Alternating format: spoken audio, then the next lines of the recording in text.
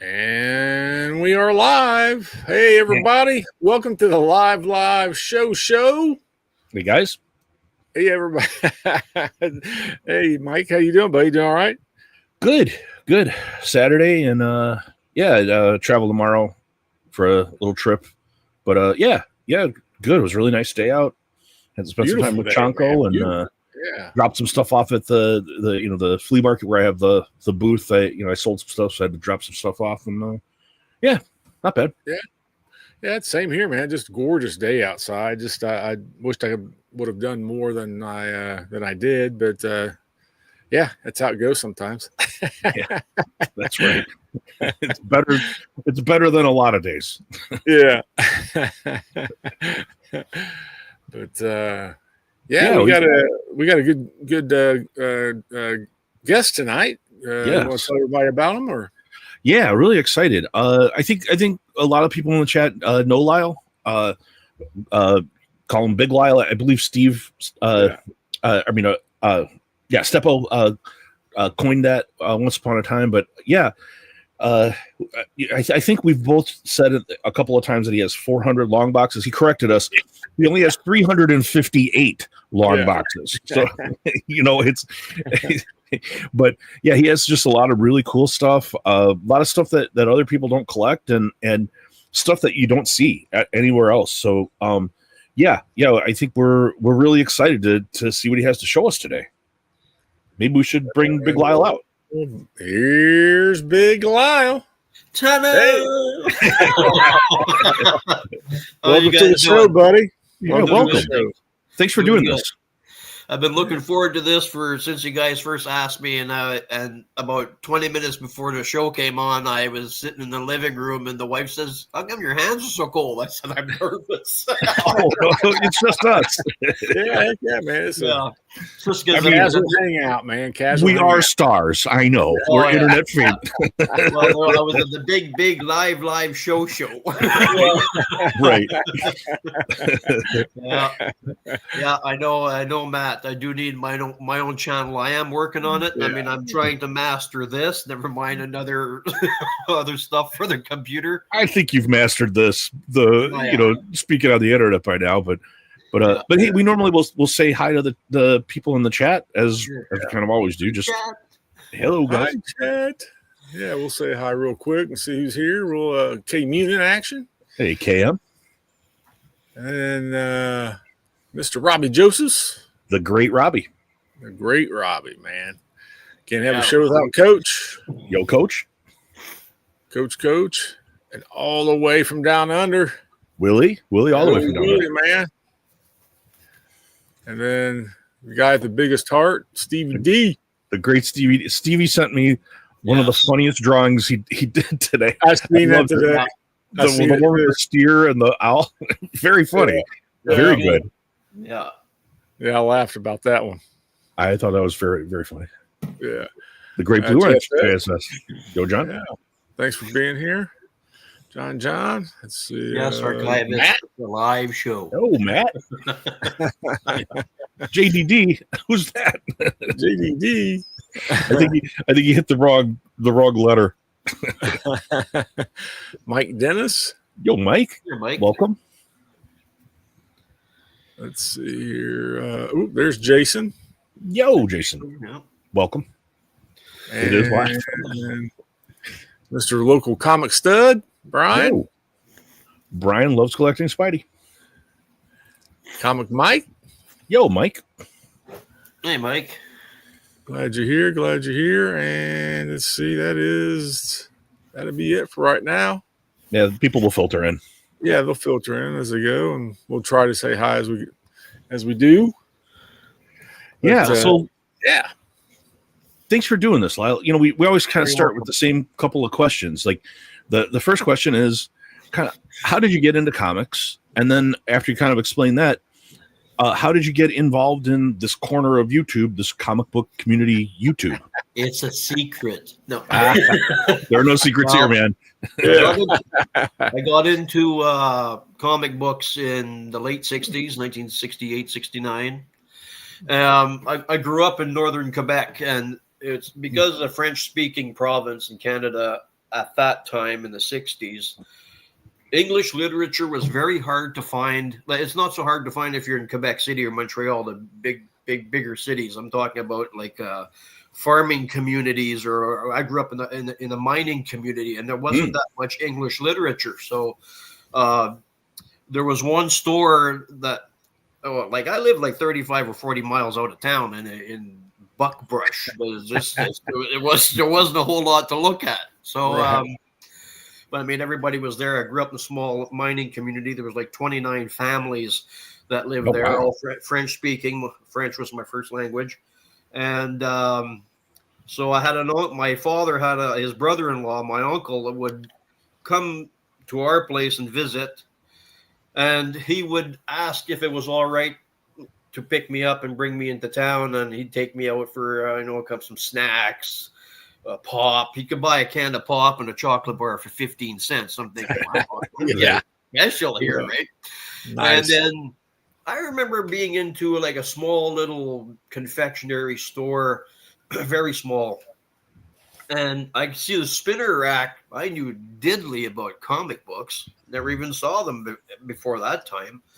And I saw this spinner rack full of because I was pretty short. All I could see was Casper, the Little Devil, hot stuff, and then as further up the rack you went, the big Marvel, DC, and Classics Illustrated, all that stuff was there. And so I asked my uncle what it was, and he says, "Oh, they're comic books." He says, "You can have two." Well, I think they were 12 cents a piece. I said, Right. 25 cents. And because I'm the oldest in the family, I had two younger brothers and two younger sisters. My brothers weren't born yet, sorry, but two younger sisters. I picked up the Casper and whatever else that was there, so I could read to them and whatnot. And you had to keep your stuff, because if he came back a month later to pick you up and your comic books were trashed, that's it. You weren't getting any more. Right. So you took care of your stuff, right? Right. So I'd read them to my brothers and sisters as time progressed. And every month he'd pick me up, bring me to town. I'd buy a couple of more. And then and then the first Marvel comic I bought was Iron Man #8 from 1968. Wow. I tried finding it in my. I couldn't find it. Well, if you check on Matt's show when he first interviewed me, I think it was a year. It'll be a year in November. I did show it. I tried and look. I couldn't find it, but I do have it. You have the original one that you had from back then? The original one from Iron Man 8, from 1968. That's I still awesome. have, yes, That's awesome, man. Yeah. Because you're reading it. None of this folding it back, and reading it. I've seen people do that. It's like, no. So it started like that. And then because I had aunts and uncles that lived in Ontario that would visit the United States at that time, let's say from 1969 to about 1978, they would come back with different types of English literature. There was also another kind of story books for kids called the Whitman juvenile books. They're all hardcover books that came out from I think 1910 to about 1980. So I started collecting those. So the whole complete set of that was 933 books, but I've got 850 of those. Nice. But I've collected it as well as comic books. So I have those. And that's from Zorro and Voyage to the Bottom of the Sea and Ironside and Galaxy and Star Trek and all that, Have Gun Will Travel and Captain Boone and all that stuff, right? That we all grew up on. I have a lot of those. And when my relatives would come back and visit us, they'd have they would have English comic books, DC, you have Superman and all that stuff. And so it got me reading them. So when my uncle would pick me up and bring me to that store, to hell with hot stuff and Casper, I was buying Marvel and DC after that.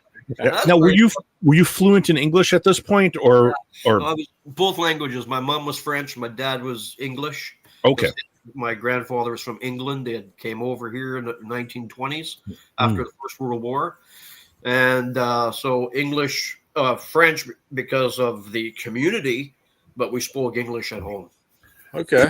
Quebecois? Yeah, they call it Québécois. Sound like Okay. a Frenchman when I say it, but I can't pronounce it correctly, but I knew. Québécois. Yeah. Mhm. And the reason we left Quebec in the mid to late 70s to move out here I'm in British Columbia now is because for years they had talking about separating, and then we had issues with government officials that had been killed and whatnot, and they wanted to almost eradicate the English people in the community where I grew up. Maybe not so much in the mega cities, but in the communities where I was growing up, they started detesting English people, and my dad was saying, well, it's time for us to get the hell out. So we sold the house and moved out here. And when I finished my schooling here, I went back because I was, out of high school and I was working, and where the rest of my siblings were still in school, and my folks were here. My dad was working. My mom was a stay-at-home mom, and that's pretty much. And then when I got moved here, I started working back there, and I still would buy. I found a new place where they had, the comics were still coming in. Ended up buying a lot of those, and so when I moved back to British Columbia in 1990, I by then I probably had 1,400 or 1,500 comics, and then now Still enough. That's a lot. Those weren't available in my area, so you had them in totes or you had them in milk crates or cardboard boxes. I remember those days So when I was a kid. I started to, like, where are you going to put it, right? So, right. Yeah, it's been, I've been collecting for 55 years or more, and it's just accumulated a lot of stuff and I can imagine. a lot of different interests. It's just not comic books. It's newspaper comic strips. It's war magazines, whatever I could find, because my great uncles and grandparents were all in the military and served in the First and Second World War, and you hear their stories, or it attracts you to buy war books, and Sergeant Rock and so much of it, right? So I would just be glued at buying that kind of stuff. And so now, how did you end up on the corner of comic book YouTube? I don't know that we've ever heard that story. Like how you, some people probably know, but I don't know. I was just starting to look online on if there was any shows out there that was talking about this hobby. I mean, there were, but when you're not aware of it, and you never hear anybody saying, "Oh, I was listening to so and so show." Oh, what's the link for that? I was like computer illiterate. I didn't figure what site do you go to see all of this. So I said to my wife one day, "Look, I need to get on some site called Instagram. How the hell do I do that? I don't know how do you have to apply or what? I don't know how it works." So she managed to get it on my phone. And the first one that came up was Alan's show. So I started Comic Collector Geek.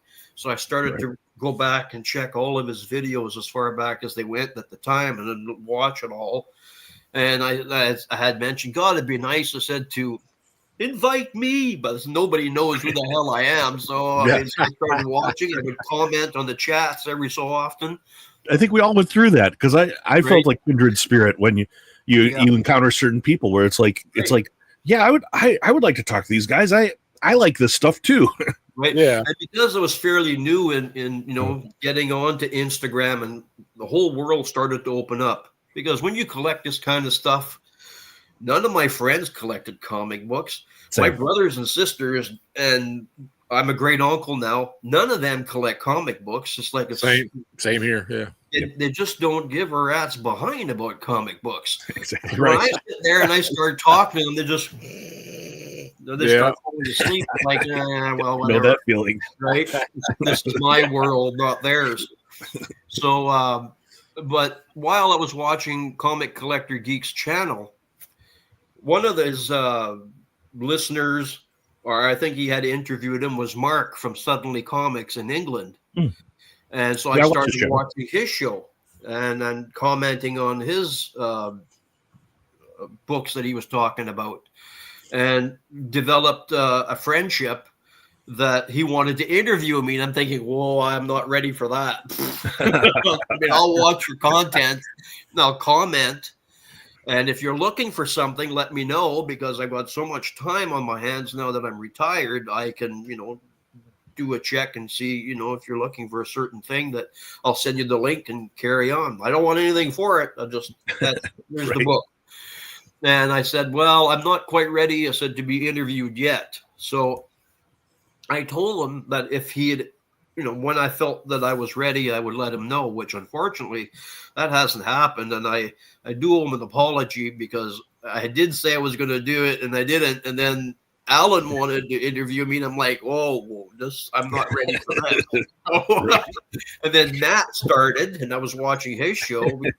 And then Matt says, hey, would you like to come on to my show? And I went, sure. And then the other guys are like, hey, what's going on? Yeah. And then they're saying, well, what the heck's wrong with me? Like, I mean, interview me. And I'm thinking, I don't think I have the books that compete with what you have. I felt like, this is way more than, higher end books than what I collect. And then when I was slowly starting to listen and, asking questions and listening to or watching the content that they had, I realized I've got stuff here they don't have. So what's the big deal, right?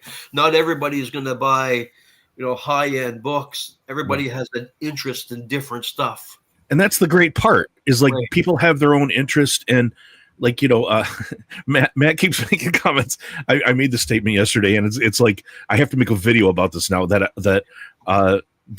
I kind of hate Silver Age superhero books, and it's like kind of blown up, and everybody's grilling me about this now.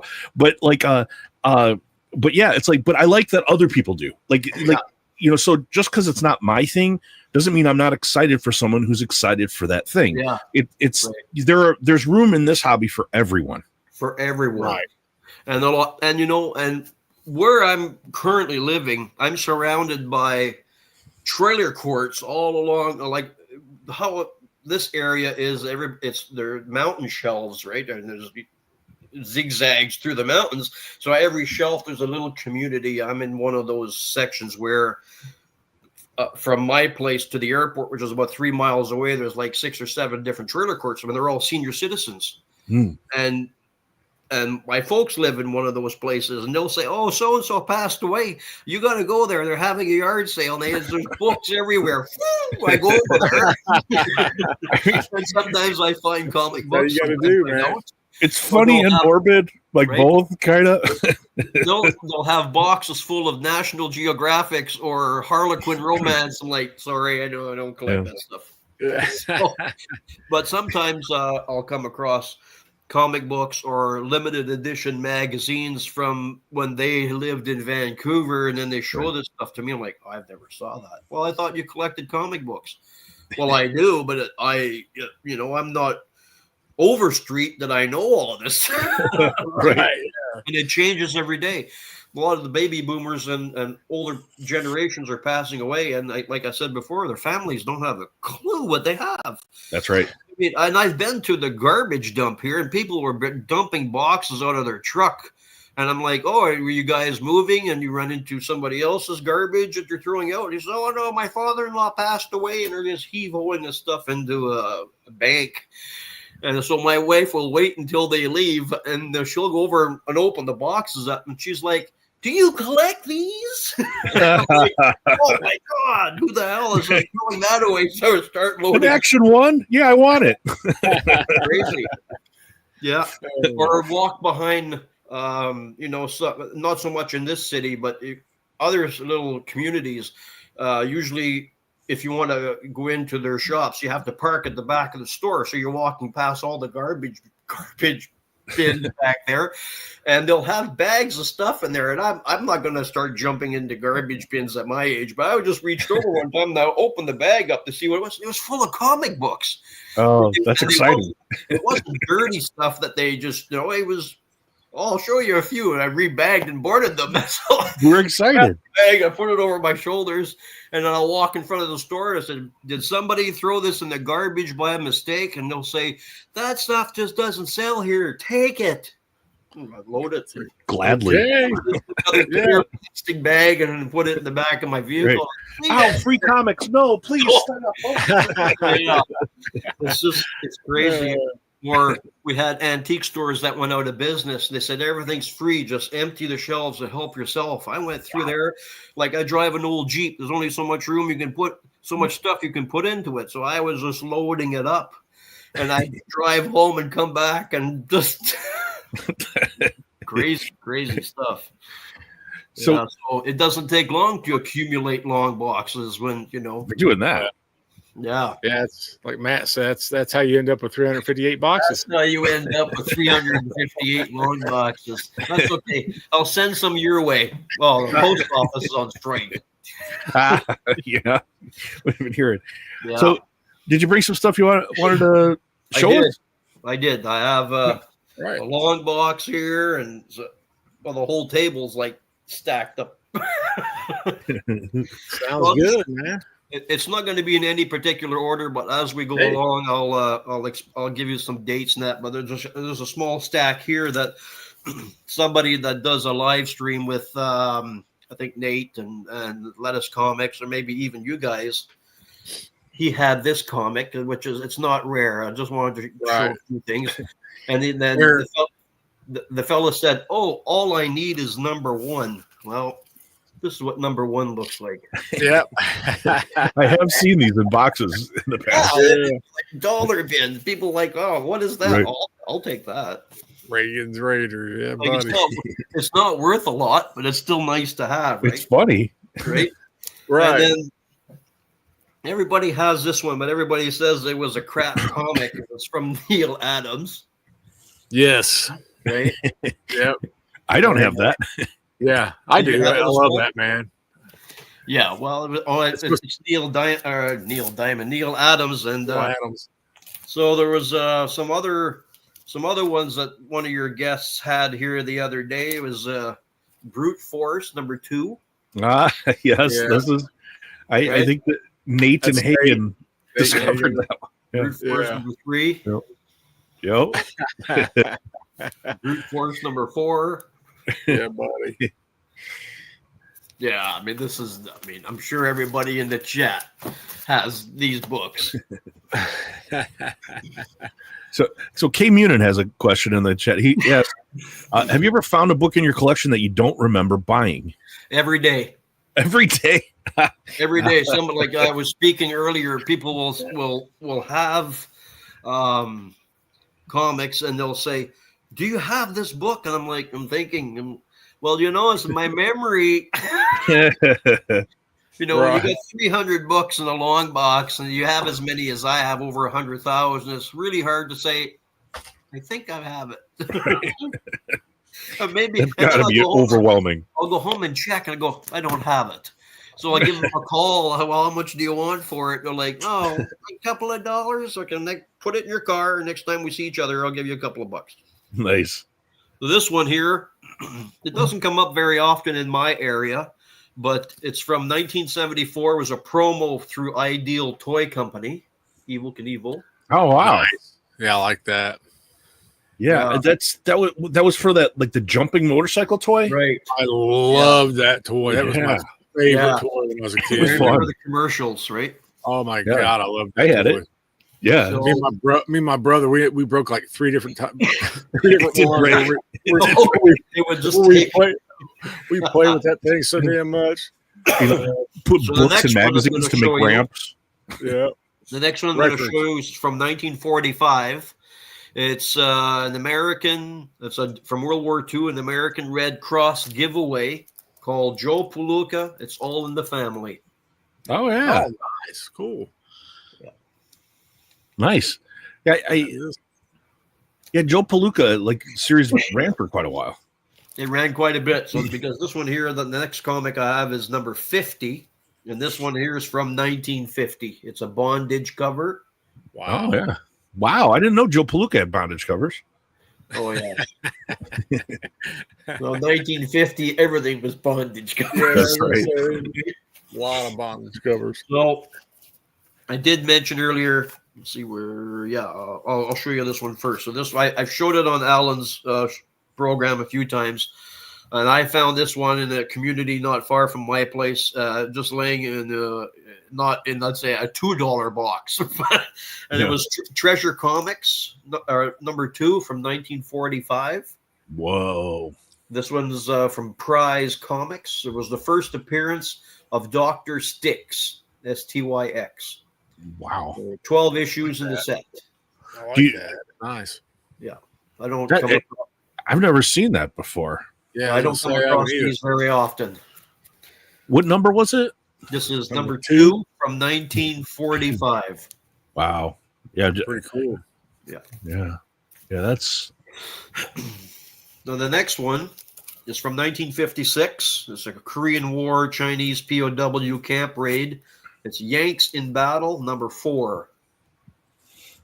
that's cool. Now, is that a Canadian book or is that a U.S. book? That's a U.S. book. It's from Quality. Really nice. Quality Comics. Wow.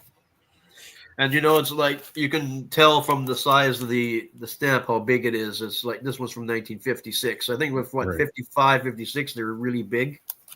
Yeah. So the Korean War, probably like right around. Korean War. So the next one is number 15 is June of 1952. It's called Young Men on the Battlefield. Wow. That's Korean War too. You can see. Yeah. Korean War, Wow. man. That's really cool. Joe Yeah. Manili did the cover. Yeah. Cool. I like it. A little Very star. cool. The next one is from 1955. This one was formerly this comic book was formerly called Forbidden Worlds. They only did 3 issues of this one, number 35, 36, and 37. It's called Young Heroes. Wow. I've never seen that either.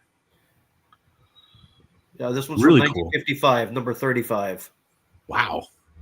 The cover was done by Pete Costanza. Costanza.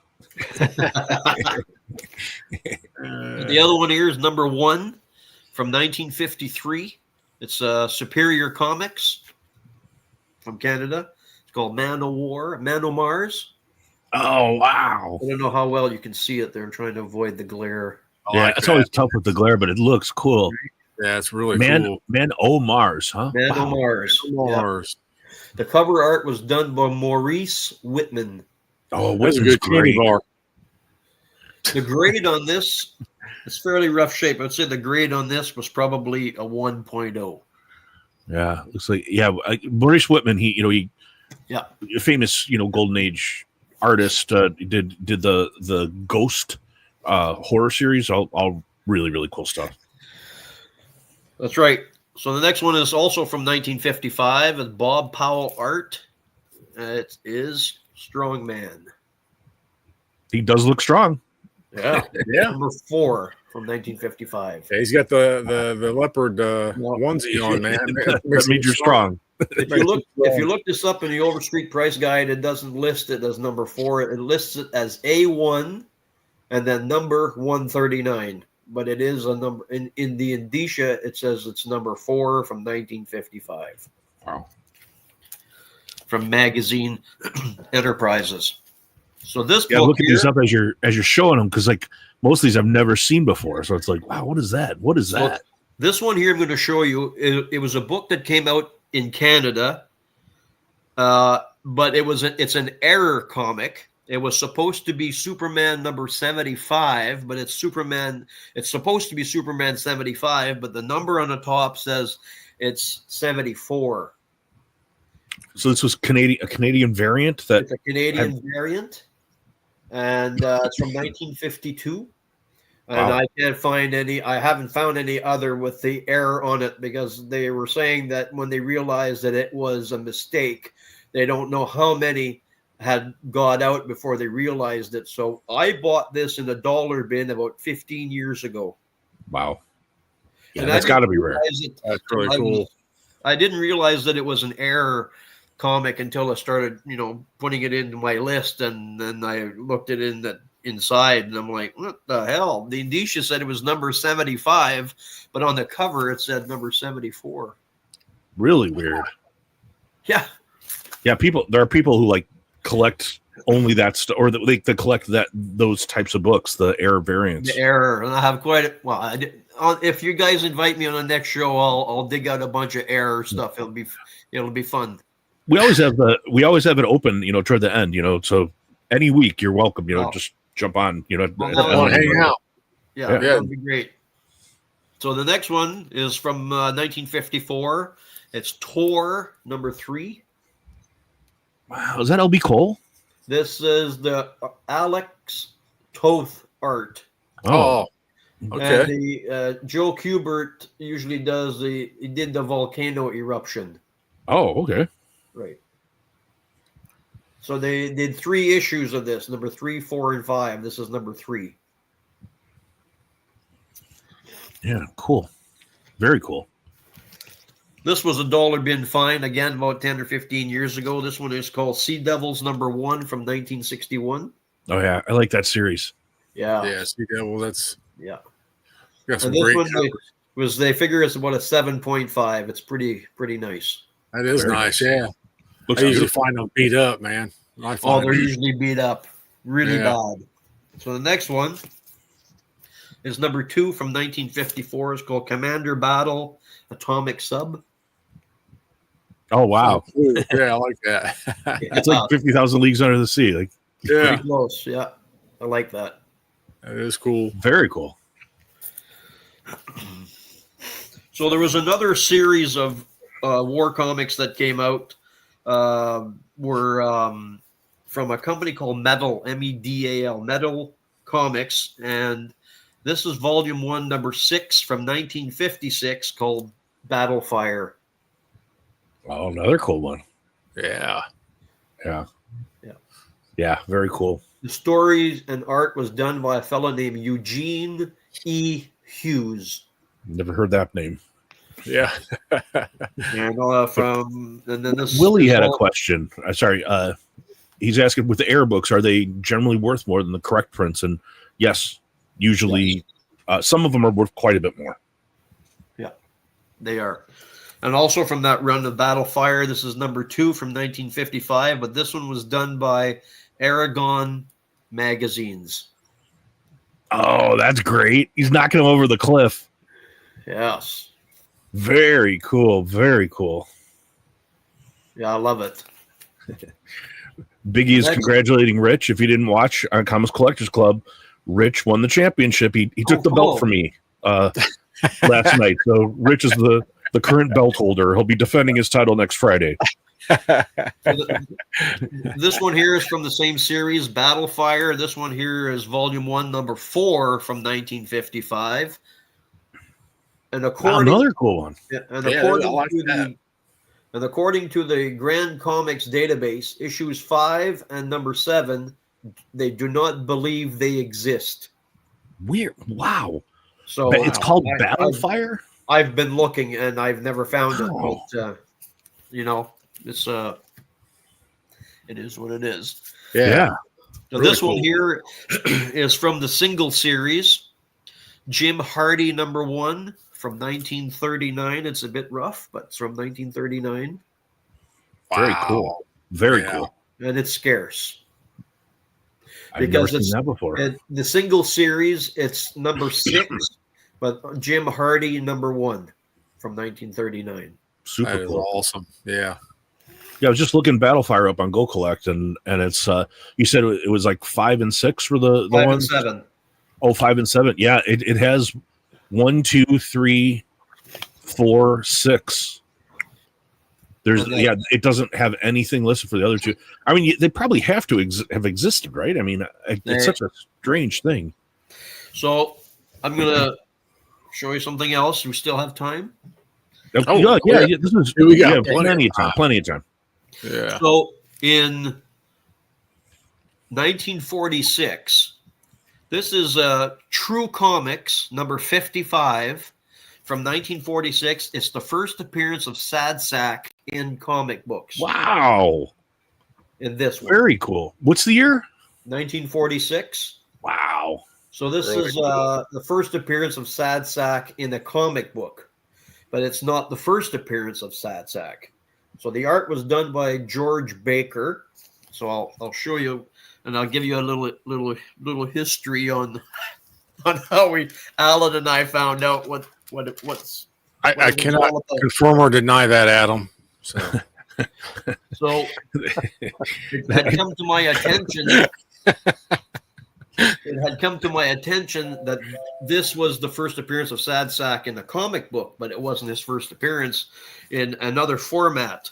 He had made his first appearance in the magazine called Yank, the Army Weekly. Okay. On the 20th of June, 1943 in the U.S. Oh. But a week earlier, he came out June 13th, 1943 in Yank, the Army Weekly, and this is what the magazine looks like. Wow. Sad Sack is in here. Okay. That has to be rare. I've never seen anything like that. So these were, at one time, we're selling, Alan and I had seen them for like $125 or $150 US. We were managed to get them for about $35 US. Pretty good deal. So yeah, sweet. Very sweet Alan deal. got a copy. I sent him the link, and then the link had another copy of this, so I bought it. What was the number on the True Comics? Number 55. Number 55. So in True Comics, so 2 months prior to this comic coming out, Sad Sack made an appearance in Tip Top number 123 in a USO advertisement. Okay. Not in this one, but in Tip Top 123, Sad Sack precedes this book by 2 months. Wow. So this one was from 1946. And then that Yank the Army Weekly.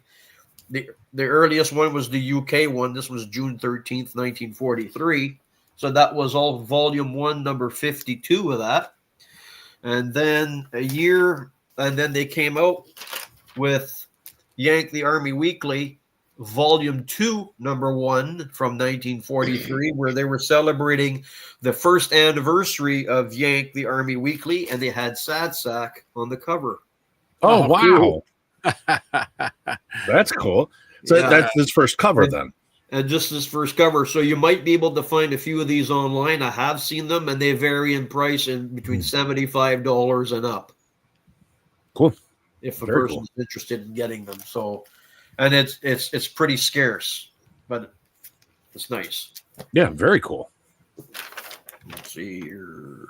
I made some notes. I want to make sure I better keep this because I have some other stuff. No problem. Yeah. Okay. Doing great, buddy. Doing great. Showing some good stuff. So this one here was one.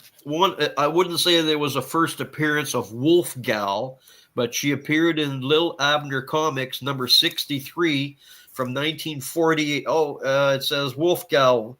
It's her first story in this issue. It's volume 2, number 63 from 1948. Wow. Lil Abner. And the CGC claims that there's only 8 of these on their census. Wow.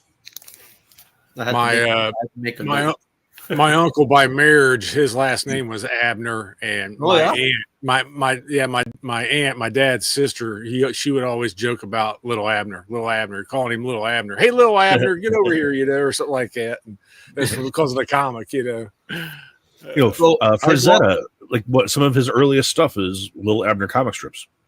Right. Yeah.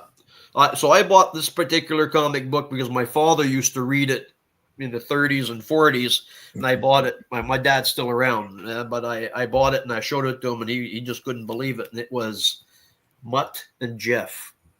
Yeah, I know Alan collects this. Yeah, this is number 6 from 1942. Wow. From a company called Trafalgar Publication Company. Wow. Yeah, that's early. Right? 42. 1942. Wow. They were quarterly, and on CGC, there's only 3 of these that have been graded. 80-something-year-old comic books. Yes. So this next one's a Canadian edition. It's pretty scarce. It's number 14 from 1948. It's Alley Oop. Alley Oop. Oop. The song. Yeah. This was done by Better Publication Company, and the appearance of Dino Denny. Dino Denny. I really Dino like Denny. that. That's cool. It's cool because it's got dinosaurs. It's always cool. Really like always that. cool. Yeah. So the next one is number 12 from 1944. They did 4 issues, starting with number 11 to number 14. This one's number 12. It's called The Bouncer. Oh, I like that. What year's that? 1944. Wow. The Bouncer. It was the first comic book character created by a fellow named Robert Kanigher. Cool. You would think he'd be really fat. Yeah. Like a ball. When I grew up with this character here was he played Tarzan in the movies, but this was in the comic book. It's number 10 from 1953, Buster Crabbe. Cool. Is it saving a kid in the water? Or?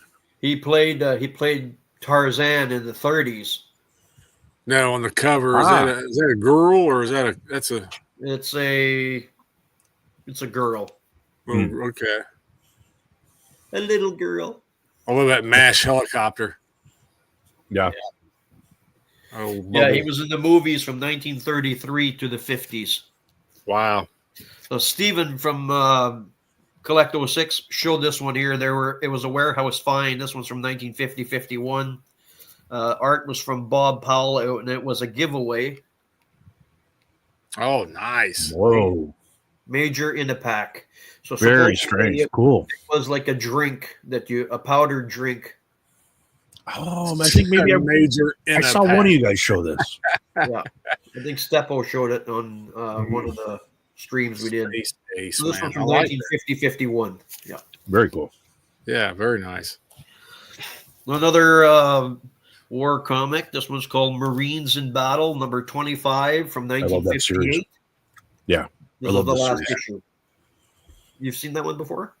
I've seen the series. The series, yeah. Yeah, there's some like flamethrower issues and stuff with that. Some really cool stuff.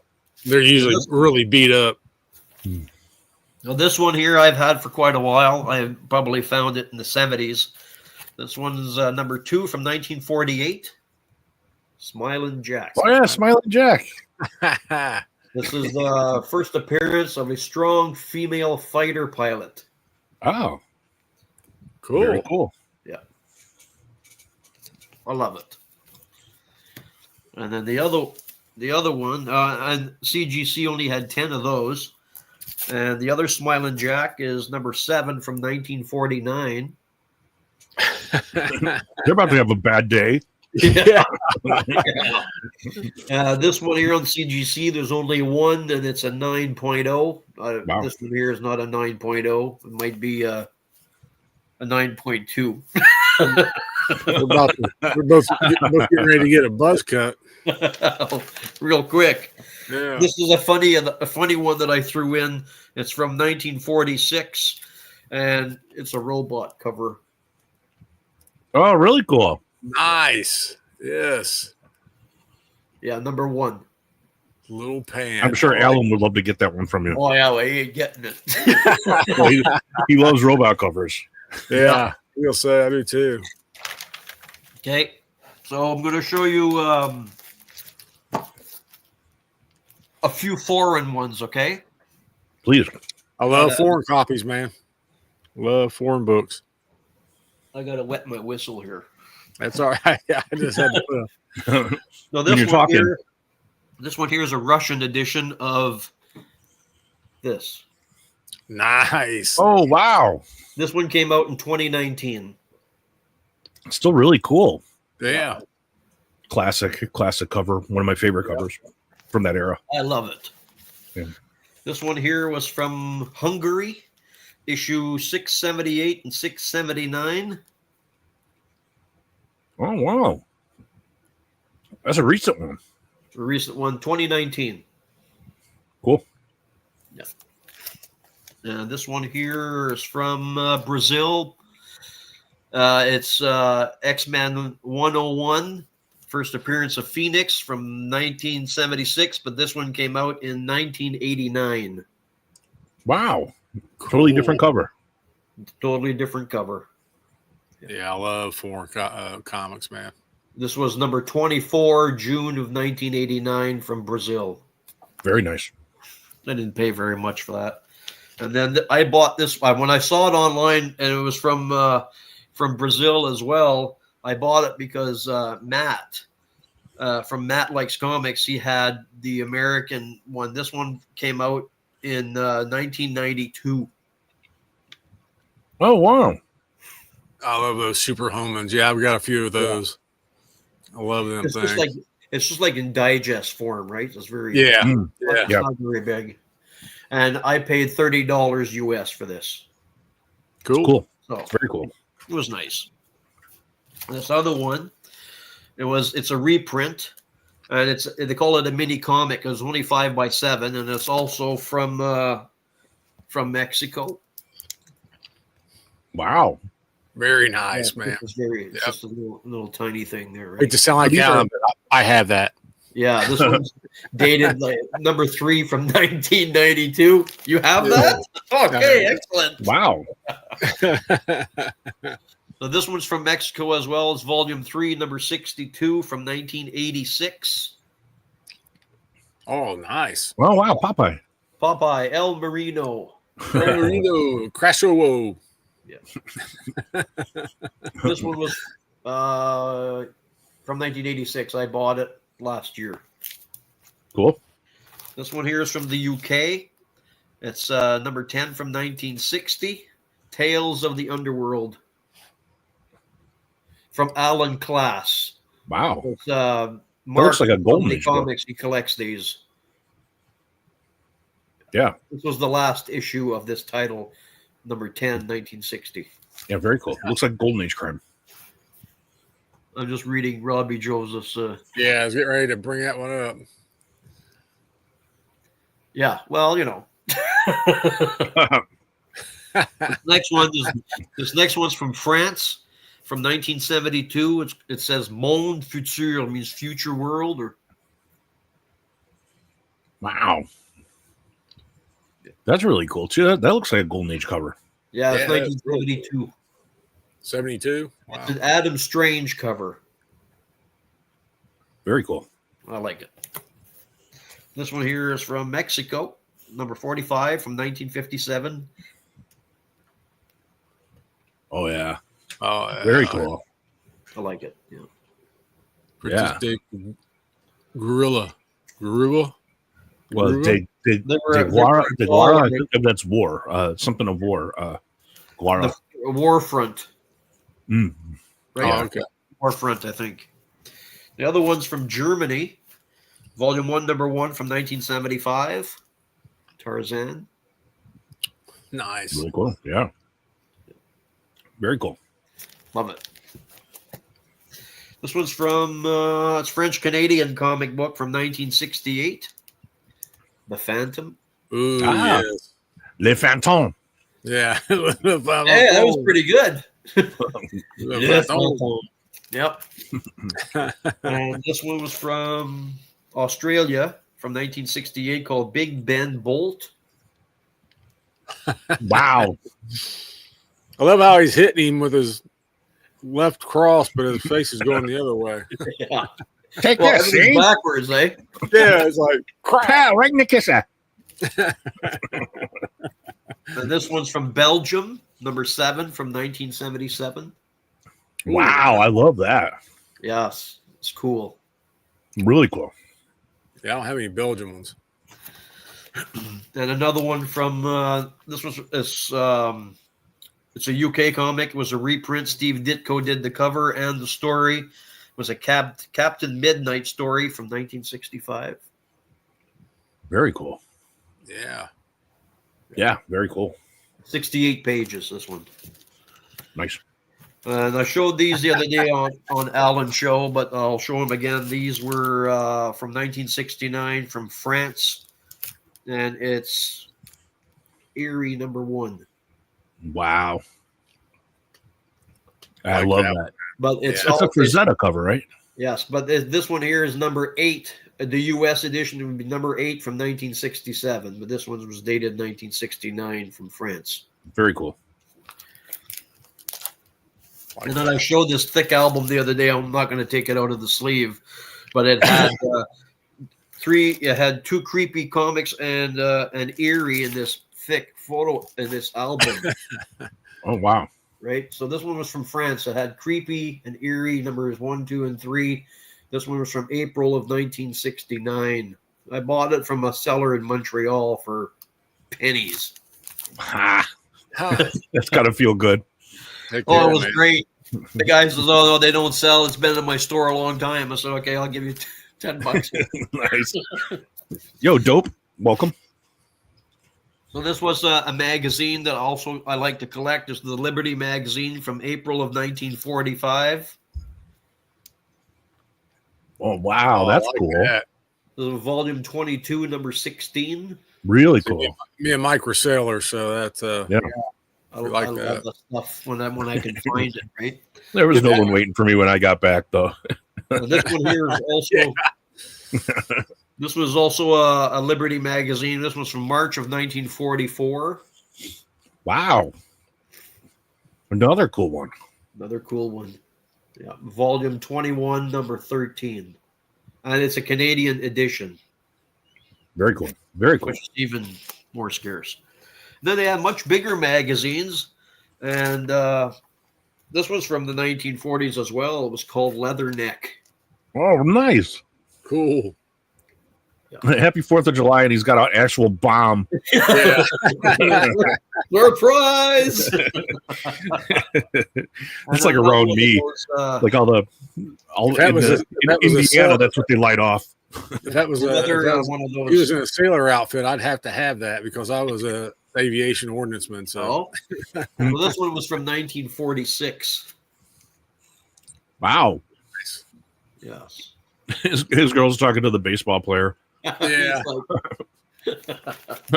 Even if you're in the military, you can't win. He must be a very, very nice guy. So these are also some stuff that I collect. I've shown them before. They were from the UK. They were called The Champion, like newsprint. Wow. That's super cool. Yeah. They're only like 16 pages. They're very, very thin. Very cool. Yeah, but the covers are awesome though. So in some of these magazines, they had gifts that you could receive in there, cards and whatnot. And what year did you say that one was? 43? Sorry, this one is 1940, July 1940. Wow. Very nice. Yeah, I love that. And they had cards that were in there. And this series started in like 1936. So I have some cards, small cards that were in there. They're very small. And this particular one was dated November 14th, 1936. Wow. You said 36? 1936. Wow. Awesome, dude. And inside it shows pilots like Captain G. de Havilland, C. Gardner, Jim Mollison, Sir Alan Cobham, Tony Rose, and they were called Supermen of the Skyways. Wow. And this other champion one, this one was from 1940 as well. So there's to show you what the cards would look like at that time. Very nice. That you could get. Very cool. Yeah. Yeah. And you know, the UK, they showed a fella in the blue uniform with a white swastika. And this one here was from 1941. Oh, wow. He's trying to hold him back on the motorcycle? Yeah. Wow. Jerry. This one here was from 1940. Wow. Yeah, and these things they were peanuts to buy. Jeez. Really cool, man. And then there's some other stuff that was from the UK. I'm just going to show you a few of in newsprint, and they were 25 or 30 pages, and they're not old, but they were from the 1980s. But I like the art. Cool. It's a little hard to see. Yeah, I know it is. Like it was all war stuff, right? Oh yeah, very cool. You can see that one better. Yeah, that's very really cool. Yeah, and this one here was also from 1980. Nice. Right. I have stacks of those. I have a lot of stuff like these newsprints. There's just no end to it. And then there was this one here was from France as well. This one was from June of 1951. It was a newsprint. The white. Very nice. Right. And this one here, it might be a bit hard to see, but it was pretty frail. It was Batman and Robin from 1951, but from Mexico. Wow. Oh, nice. Wow. And it's all newsprint. It's all a newsprint. Wow. Yeah, that's crazy. Very cool. Hard to believe that stuff survives. Yeah. Survives in my house. Right. Other than when you're in your house. So this one was from the UK as well. And it was from 1977. Oh, nice. Very cool. Yeah. Super Spider-Man and Captain Britain. Yes, this one was number 231 from July of 1977. This one here is number 253 from December of 1977. Very cool. Yeah, Nova on the cover there too. Nova, yes. Yeah. Nova, yeah. And this one here is number 125 from 1975. Cool. Floating heads. Yeah, I was going to say floating heads. And this one here is number 232 from 1977. Super cool. Love it. Super Spider-Man. Excellent. Just excuse me for a minute. I got to make some room here. No problem. Well, it's teetering. I'm like, oh. So this one was from it was Dave Stevens' Rocketeer story inside. It's called Speakeasy Fanzine from the UK. Oh wow! Oh man, this is number 89 from August of 1988. Wow. Who's the artist of the cover, or is it just a print from the Americas? Yeah, I think so. Okay. They did both. They would reprint stuff, and then they did have a lot of original stuff on covers there too. And they have Mobius the Man, all the writing on the cover. Right? Big Mobius guy. Oh yeah, me too. Yeah. Blueberry. I've heard you guys mention that a few times. Yeah, he is awesome. So when I mentioned earlier that a lot of the old folks are passing away and their families, they don't know if anything is worth anything. This was a limited print of they only did 4,000 copies of this. And it's called The Highly Unlikely Adventures of the Mighty Guy. He does not look mighty. This was number 1 from 1987. The art was done by a fellow named Tim Corrigan. Love it, man. Love it. He doesn't look very mighty. He doesn't. This one here was it's very scarce. It's a Canadian pulp comic. They had a print run of 1,500, and it's the first printing. And I'll have to read it. It's called the Beaver Synchronic Tragic Comic Gearfoot Rex. Easy for you to say. Wow. That is awesome. That you're speaking my love language now. Wow. This was from 1973. Who's the guy supposed to be? Well, the guy is called the Jolly Junk Man. It says the Jolly Junk Man and his friend and spiritual advisor, the Bishop, perforate the time-honored myth underneath water gum. Weird. Very weird. What were they smoking? Jeez, oh Pete, that's crazy. I love it. Another one is a Canadian variant from 1990. is this one. Ooh, Oh, very cool. It's like an anthology, or Yes, yeah. That's Gauntlet, Exploring the Limits of Free Expression, and Isaac Asimov, Ray Bradbury, Harlan Ellison, George Carlin. George Carlin, yes. wow, That's what we need. wow. And this one here was also a Canadian edition from Canadian magazine from 1996. I was at a secondhand shop in a small community not far from Vancouver. I never even heard of it. It's creepy as hell. I had to ask my wife's family that lives in the area, and it's supposedly some subculture that smokes pot all day and then they go skiing. Freak Radical. Freak Radical, yes. So it's like a Canadian underground comic. Right. Wow. Right. And I paid a couple of dollars for it, and I'm like, well, I wonder what that's worth. Very weird. Number 11 from 1996. Super cool. Yeah, very weird. You're really starting to show stuff. Speak my love language there, Lyle. So I showed this on Alan's show the other day. I've had it for a long time, but there's such a variety of stuff that I collect that I'm thinking, well, they're not going to be interested in seeing that, but who cares? I'm always interested. I'm going to show you tonight. So it's a Classics Illustrated, but still in the bag. Oh yeah, I saw that. This is really cool. Right. I love that stuff, So man. That's awesome. Yeah. Dude. Right. So yeah, there can't be many of those. Not too many. So this came from a store in Edmonton, Alberta that closed in 1982. And I'll just show you the tag. I thought the way you were acting, I thought you were about to open the thing. I was like, no, you don't need to do that. You don't need to do that. These were selling for 15 cents a piece, but the store went out of business in 1982, and they had a price tag of 28 cents.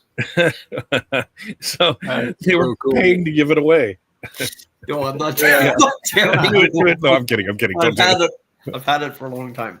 Don't do it. This don't one do here, there's a fella that Alan knows. His name is Joe from Black Box, Silver and Bronze. And him and I had exchanged magazines a few years ago, and he had sent me one. This was volume 16, number 9, called Radiocraft, but the art was done by Alex Schomburg. Oh, wow. Very cool. There's quite a few of these that Alex Schomburg did. What was the year on that one? This one, the year is 1945. Wow. June 1945. 25 cents in the U.S., 30 in Canada. Very cool. Very, very cool. Yeah. Okay. So in Canada, we have a YMCA. I don't know if you guys have that in the U.S. or not. Sure. Yeah, sure. Well, we always did. Yeah. This one was a Canadian booklet from the YMCA, Spirit, Mind, and Body, from Toronto, Ontario, and it was dated 1933. It's Come On and Sing. Wow. You said it's like a USO thing? It's a YMCA, Canadian from Toronto, Ontario, from 1933. Really weird. Very cool. It measures like 5 by 6.5. Yeah. So is it like a songbook or? No, it talks about stories from World War I, and when I saw actually I bought it from the Royal Museum in Vancouver, and it had that. I think I paid $5 for it, so I'll take that. Wow. Yeah, very cool. So this next one, some of the stuff you'll never see anywhere else. I'm certain nobody will ever see these things. Right. Well, this one here is Modern Mechanics, Hobbies, and Inventions, and it's dated January 1937, and it's the first appearance of Mickey Mouse, I think is Pluto, and Donald Duck. Whoa. 1937. January 1937. My God, and that's the first appearance in any like illustrated book. Their first appearance in this book. Oh, in that book. Oh, yeah. I was like, yeah, because that's like priceless. Like you're. Nobody's getting it. No. I think Alan might have a copy of that. I'm not sure. Very cool. So not long ago, when but Matt was trying to get, he was telling everybody how he loved Supergirl. Well, was at a yard sale and I noticed these books there, which I'd never seen. I've been collecting a long time and I'd never seen it, but they were from a company called Science Research Associates from a lot of different places: Germany, Paris, Sydney, Australia, Toronto, Chicago, and they were called Super BB. Super BB. What does it mean?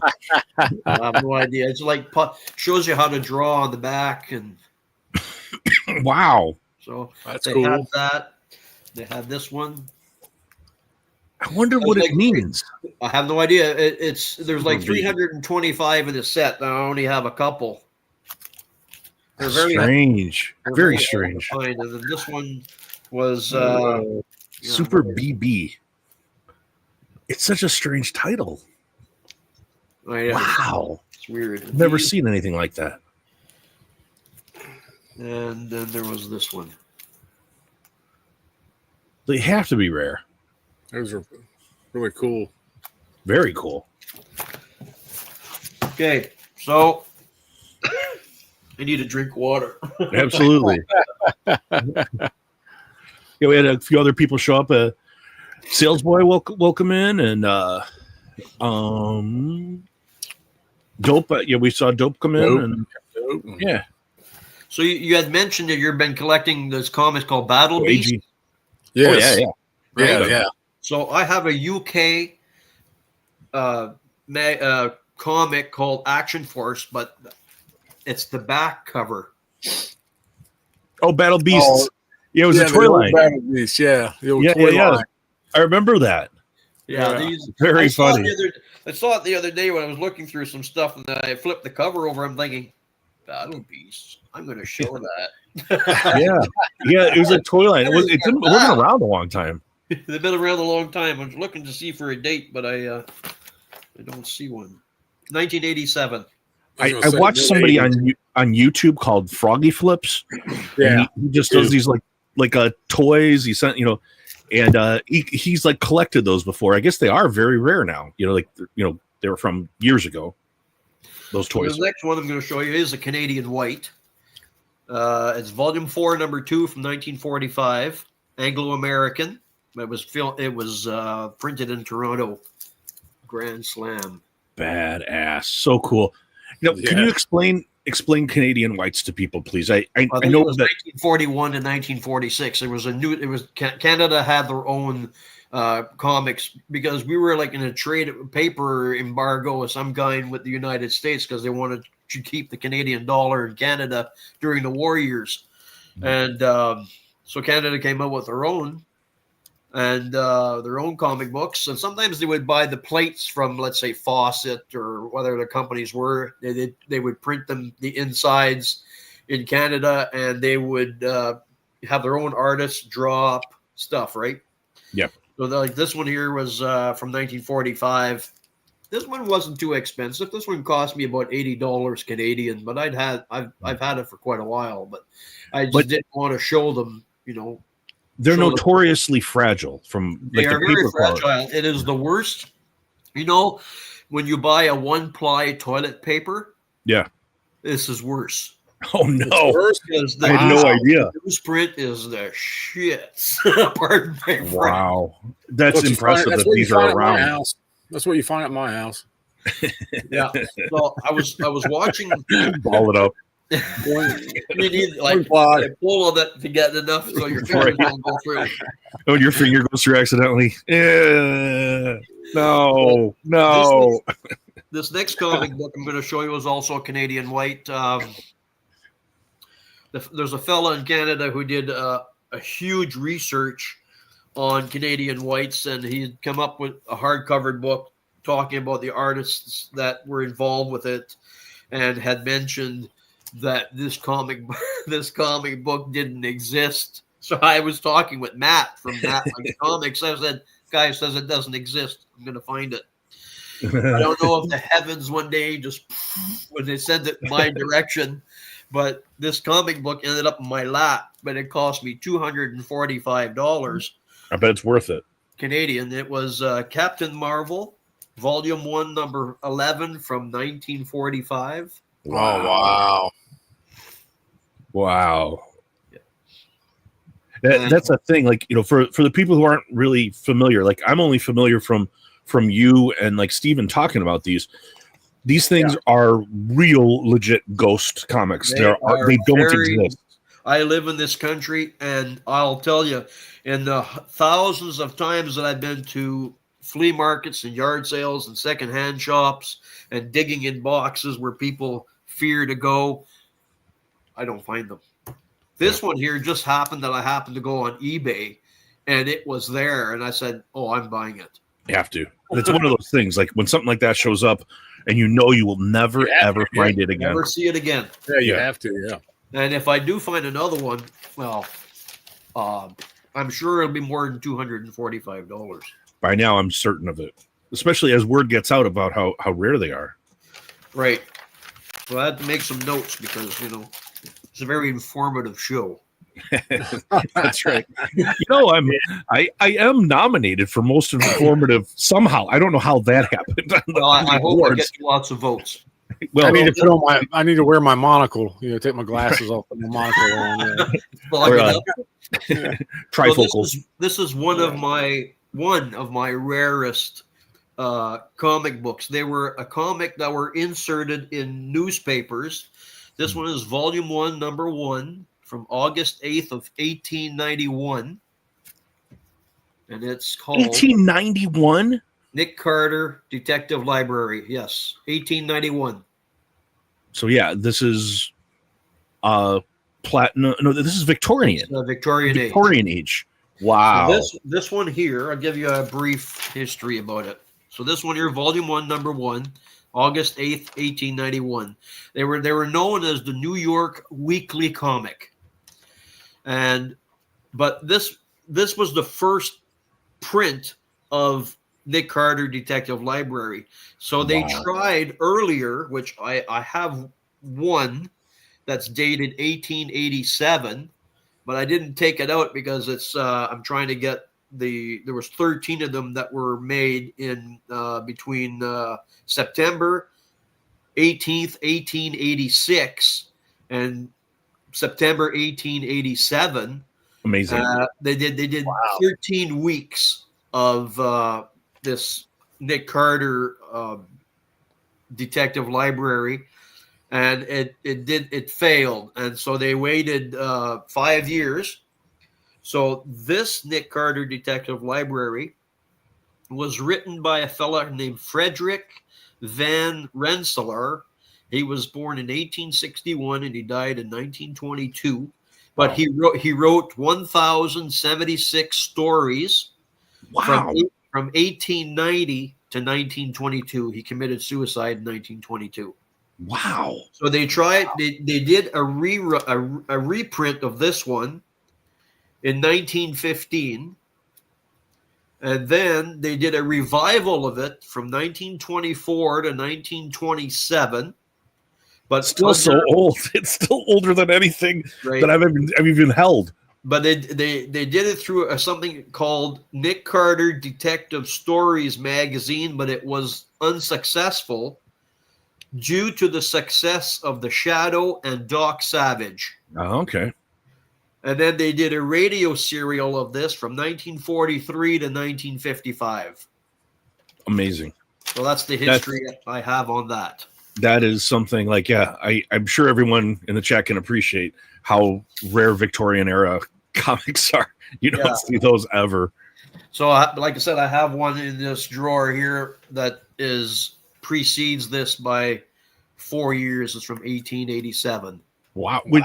Would you mind showing it, or is it you have to dig it out? Sorry, I know you weren't planning on that one. I just figure if we're talking about like some of the oldest comic books known, it would be kind of cool to see another one. I'll have to dig it out at another time, I think. Okay, that's okay. I just thought maybe it was handy, and you no. That's amazing. So this other one here, I'll have to give you I take some notes because there's no way that I'm going to memorize all of this. Totally fine. Let's see. Anyway, so this is a different format comic book that came out in the UK. This is volume 6, number 287 from August 2nd, 1941. It's called Mickey Mouse Weekly, but it was the first appearance of Bambi. Wow. Oh, nice. Right. What year is this one? This one's from August of 1941. Wow. So I'll give you a little bit of history about it. These were done in England between 1936 and 1957, 920 issues. Wow. Okay, so the first appearance of Bambi, this one came out before comic books, because the first appearance of Bambi in the U.S. edition comic book came out in, let's see, you're going to read my own notes, through 4-Color Comics. I think it was in 1942. So that's they're collecting the strips at that point. They were collecting the strips prior to that, right? Mm-hmm. 4-Color Comics number 12, 1942. Wow. And the movie came out August 21st, 1942. Wow. This one came out August of 1941. Wow. Really cool. So, of course, the comic book Bambi was written by a fellow named Felix Salten in 1923. And the U.S. edition of that book, it's a hardcover book, came out in 1929. It was in German, but it was translated in 1931. I have that book. I have it in my collection. Nice. It's a thicker book, so maybe a foot high, but it's really thick. Some of those old books you get, the pages are very cottony. Yeah, that's how that one is written. Like 5 wow. And let's see, because the UK release of Bambi was August 9th, 1942, and the US was August 13th, 1942. And it ended up being it came out in a newspaper strip called the Silly Symphonies from July 1942 to October 1942. Very cool. And then they had a promotional comic that came out in 1941, which I'm not familiar with the store. It's from the U.S. It's called Whitner's, and I think it closed in the store existed between 1877 and 1981. Very cool stuff. When you start running into stuff that old. Right. So this was the first appearance of Bambi in this format. Anything. Yeah. Comic form, yeah. I paid $60 for this. Very cool. Very cool, yeah. I bought it for $60 from a seller in the Prairie provinces. I'm sure it's worth way more than that. I'm not sure what it's worth, because it's very hard to find anything online that have sold recently to give you an idea what it might be worth, right? Sometimes it's just getting it in front of the right eyes too, because when people find out what it is. So this one here, I'm going to show you. It's a UK comic newsprint. It's from April of 1967, and it's very rare. They did 43 issues between 1967 and 1968. And it's called It's Terrific. Wow. And is that Submariner? Submariner. Yeah. Yeah. This is number 2. This one's from 1967. And this is a Canadian book? No, it's a UK. Okay. It's a UK, yeah. Very cool. I love it. So, let's see. I will just show you something else that I'm interested in that I mentioned earlier when we were backstage, that I collect newspaper comic books, newspaper strips. Yeah. So there's a comic strip that came out between 1954 and 1957 in Canada. It originated in England and then Canada. Later on, I realized that there were some in Spain that were in Spanish and some in Portugal, and I think maybe some in Saudi Arabia or India. But the ones I'm collecting are the Canadian variants because they're much rarer. And they were written by a fellow named Bruce Cornwell. He was born in 1920 and he died in 2012. So he was born in Vancouver. He was raised in California. So him and his dad left and they moved to England, where Bruce Cornwell worked for a company called the Hopson Studios that did art for a British newspaper company called the Junior Mirror. And the name of the comic strip was called Space Captain Jim Stallworth. And I'll show you what it looks like. And this was the size of the print in the newspaper. Wow. What's the year? Captain Jim Stallworth. What title, man? This is 50s? This one here is December 1955. So they came out between 1954 and 1957.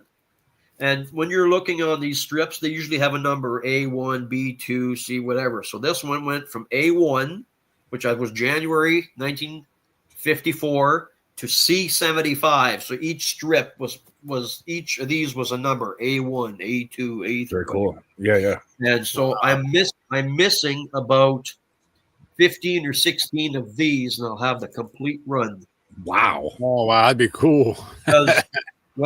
Because the next one here was February of 1956. They are very rare. If anybody out there comes across any of this stuff, please let me know. How do you store those, Lyle? I just have them in my in the comic, like a golden age.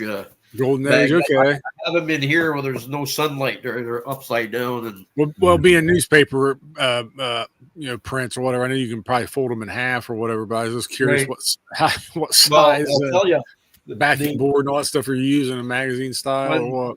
This one here this other one is November of 1955, and there's other comic strips with it, but this was the newspaper itself, right? Wow. So Jim Stallworth is there. That is cool. Very cool. Yeah. Right. So I've been collecting that for a long time, and this one here is from January 1956. Very cool. Right. And you said you're missing only a handful. I'm missing about 15 of the strip that. How many years did it go? 1954 to 1957. Okay. So this one here is January 1956. Very nice. I have them like in a top loader to keep them flat. Yeah, that's very cool. This is the first time I've shown this stuff to you guys. I haven't shown it to anybody ever. Nobody. Very cool. It's very impressive. Yeah. January 1956 again. Wow. And this one here is and again, a newspaper, to survive is. Yeah. Now, how have you been able to get these kind of like in bulk? Like somebody has a collection, you're able to get them, or what had happened when I first was introduced to this? I was living in Alberta. Well, I was married before my wife had passed away, and I moved to Alberta and starting my life over again. That was difficult. And so my neighbor in the apartment building I lived at, him and his wife were going into an old folks home. And I came back from work, and these boxes were stacked up at my door. And I'm thinking, what the hell is going on here? So the landlord came down and goes, "Oh, Mr. Nichols and his wife, they left today to go to an old folks home. They thought maybe you might like this stuff." I'm like, what the hell is it? So anyway, I bring it into the apartment, and I looked at it. And what he did is he collected newspapers, and every week they would come out with a new detective story. Every week they would follow up. To be continued, right? Right. He had them in stacks, all stapled together, folded in half, the bottom of a box. And I said to myself, I don't collect this stuff. So I take it and I put it in my storage unit, and I never looked at it for like 15 years. I moved back to British Columbia in 2011, and my brother helps me move this stuff. He goes, "What is all this shite?" I said, "I haven't looked at it for 20 years. So I don't know." So one night, it was winter time, and it was too cold to go outside. I decided to open up a box, and go through these newspapers, and these things were in there. I couldn't believe it. Stacks and stacks and stacks of it, all kinds of stuff. So it turns out now you do collect that. Now I collect it. Yeah, because this one here is from December of 1955. Very cool. I hope I'm not boring you guys. No, this is great stuff. Yeah. And so I dug this out because everybody is into crypto. This is Superboy number 1956. Very cool. I know Matt wants that one. Maybe you already do. Very cool. Nice one. We could be here all night. Well, yeah, I think at some point we do like to. We bring on some other people who might have some questions for you as well. Absolutely. I mean, yeah, if anybody, I'll post the link in the chats here, and if anybody wants to jump GI on, Combat, number 45. Very cool. More than welcome to come on and absolutely join the conversation. And this one here is from 1955. It's called Battle Attack. Oh, I like that too. Cool. Yeah. Very cool. Another Korean War one. Right. So this was a reprint called Battle Stories. I think from IDW, 1964. Another cool one. There's Matt. Hey, Matt. Oh, speak of the devil. I got one here that Lyle sent me from 1930s. Oh, Terry and the Pirates. 1938. Cool. I have one of those. Okay. I have one of. Honestly, this is my oldest piece of paper in my house. So Very cool. Excellent. Mm-hmm. Well, I've shown ones that are older. Well, I wanted you to have something from the 30s, right? What, hey, Matt, hold that up. Hold that up again. No way. We're twinsies. Twinsies. I can't believe it. I was like, I have one of those. I couldn't believe it's the same one. That's cool. Very Hi, cool. Stevie. Hey, guys. Well, Stevie. I just wanted to point out today that I did buy a Silver Age superhero book today, despite Chonko's misgivings. You can buy what you want. It's not me. I'm going to stop now. The joke is over. I'm going to stop now. Oh, nice. Superboy has a nuclear bomb going off in his stomach. Of course he does. I guess that this finally answers the question: what effect do farts from Kryptonians have? See, Matt, that's what I like about those. I love that goofiness, man. Silver Age silliness is great. We have a question from Willie. So I'll tell you how my setup is. So my house, I have a 53-foot sea can that's on the outside of the house, but there's no access to it from the outside. It's built in that it's right up. Sorry, but it sounds like my wife just got in. I better go check that out. Okay, buddy. Thanks, guys. Sorry for the. We'll see you, Matt. No problem. See you, Matt. That's right. See you, Matt. So I have a 53-foot sea can that's on a concrete pad that's right up close to the house. That house only has access from in the house. So I have a bulk of my collection there. So because we live in the part of the world where, I'm in the mountains of British Columbia, it snows whenever it wants. So it's heated in the wintertime and it's air conditioned in the summertime because we had some pretty hot temperatures this year. And I have it set that 20 Celsius, which is maybe 60, 65 degrees. It roars in there. Everything's cool. So I walk in there, it's like an ice house. It feels great. Right. Nice. And in the wintertime, the heat's on. Not too hot. I mean, it's cool, but it's not freezing cold where you see your breath. Right. And I just had to go out and buy another small sea can that was 20 feet, that it's hooked up to that has access to the other one. If somebody tried to break into it, I'd hear it because it's it's metal, right? Right. Somebody cutting door. Right. Yeah. Very cool. It's quite the setup. I had to put it on a concrete pad because I'm told that when you have 358 long boxes, it weighs 55 tons. Wow. Oh my God. So I can't have it. I can't have it in the house. The floor joist would be. I just saw a video. Bry's Comics. He bought like a really huge collection, and they got like a U-Haul, and they got the U-Haul out onto the road, and they couldn't get it above like 25 miles per hour or something. So they had to go get another U-Haul to come and split the collection in two. He had no idea, however many boxes they had. He had no idea it was going to be that much weight, and it was so big that they had to use two U-Hauls. So I'll just mention that I have a friend of mine who's the manager at my LCS. His name is Nick Klee. Came out with his own comic book. The first one, again, I apologize, Nick. I couldn't find it, but I've got two of them here. So number 2, he's got a character called Life.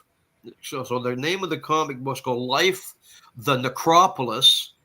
And his second book's called The Red Wizard and the Armies of the Night by Nick Klee. And this is what it looked like. Oh, wow. Cool. I have that. I know. I said there's not many people that's going to say that. Is it recent? No, he sent me a copy with that was signed. He came out with this last year. Very cool. These were $5 Canadian a piece, and a little bit more if he remarked it. And they're all signed. Very cool. And I did mention to him I was gonna, if I had time, I'll show it tonight. So this year, a few months ago, he came out with this third comic book called Life, the Necropolis, and the story is called Pranger, and he does all his own art. He does the whole thing. This was his Kickstarter. I have my name in the back of his book. So this was his third one. Yeah, it looks good. I like that, man. Yeah, I like that. That's pretty cool. Yes. You fighting a chicken? The book, the story's not bad too. It's not bad at all. And so with me, no, was he fighting a chicken on that, Lyle, or what was he fighting on the front of that cover? Oh, he's kicking ass. Well, I mean, is he fighting a chicken? No, he's fighting another character that's similar design as himself. Oh, okay. Right. So I didn't know it was a chicken or something. So he came out with that one this year, and because it was a Kickstarter, I put in a few dollars, and you can get decals and other free stuff. So he did send me a comic book and a print of what the character looks like. Oh, nice, very nice, very cool. I mean, I support everybody here. There was a person that I showed their comics at the other day that they just came out with a book, and I didn't know the person, and so I just said, well, I do a live stream with a couple of collectors from all over the world. I said, I'm sure. I said, if you don't mind, I'll show your comic book. They were pretty happy with that. So I remember you mentioned that it was a female, right? She was very excited. Yeah, I remember you mentioning that. Yeah, person. Yeah. So this one was. Do we still have time? Oh yeah, absolutely. Okay, I just wanted to, in case somebody needed to change their man diapers or something. No. This one here was the last issue, number 3, 1967, of a comic book called Fight the Enemy. Very cool. Tower Comics. Tower. Super cool. Yeah, I like that, man. Do you have any of these, Steve? Steven? Steve? No. My oldest comic is from 1949. Oh, cool. This one here is called The Fighting Man, number 7, 1953. Nice. It's more Korea cover. Yeah. Oh, that's really cool. And then this one's a little bit rough condition, but I like Don Winslow. I know somebody who collects Don Winslow. Wait a minute. That doesn't look like any Don I've met. Then Don Winslow again from 1947. Yeah. One of the guys who won one of the giveaways that I did on my channel, he collects war comics, specifically Navy comics, and specifically Don Winslow. That's cool. Like the title. He's trying to get the whole round. Well, this one here is an ACG comic called Romantic Adventures, and it's from 1952. Cool. Very cool. This one here is called Monty Hall of the U.S. Marines. This one's from 1952. Nice. Monty Hall. Okay. Let's make a deal. Let's make a deal. I was going to say, okay, are you going to take the machine gun or the rocket launcher? Which Or what's behind door number? Hudson Festival. It's a flamethrower. Oh no, you just got flame thrown. Yeah. I'm glad I can answer your question. It's a general on the donkey. Right. I'm glad I could answer your question, Willie. You're very welcome. So the next one's called GI in Battle. This one's from 1953. Another cool one. This is number 9. Yeah. They had issues 4 through 9 in this. Very cool. Yeah. The other one here is called GI Sweethearts in 1954. Oh yeah. I always like that when it's like, oh no, are you going with her now? It's like, and they're like, there's like jealous or something, you know. It's like, Yeah. It's like a common trope of the romance. They're fighting over the guys who are not well enough to go fight. Right. This was GI Combat number 108, First Sergeant Rock. Oh wow. Very cool. Yeah. That's really cool. That's the prototype, right? It's not the real Sergeant Rock. I thought that the real Sergeant Rock was 81. Or No, it says, well, online it said it was the First Sergeant Rock. Oh, well, that's cool. This one's number 107 from 1964. Yeah. The Haunted Yeah, Tank. I like The those. Haunted Tank is I like these as very well. cool, yeah. The big 5 DC war books from the 60s are so popular. It's insane. 103. Yeah, very cool. I always like the tanks running over stuff. Yeah.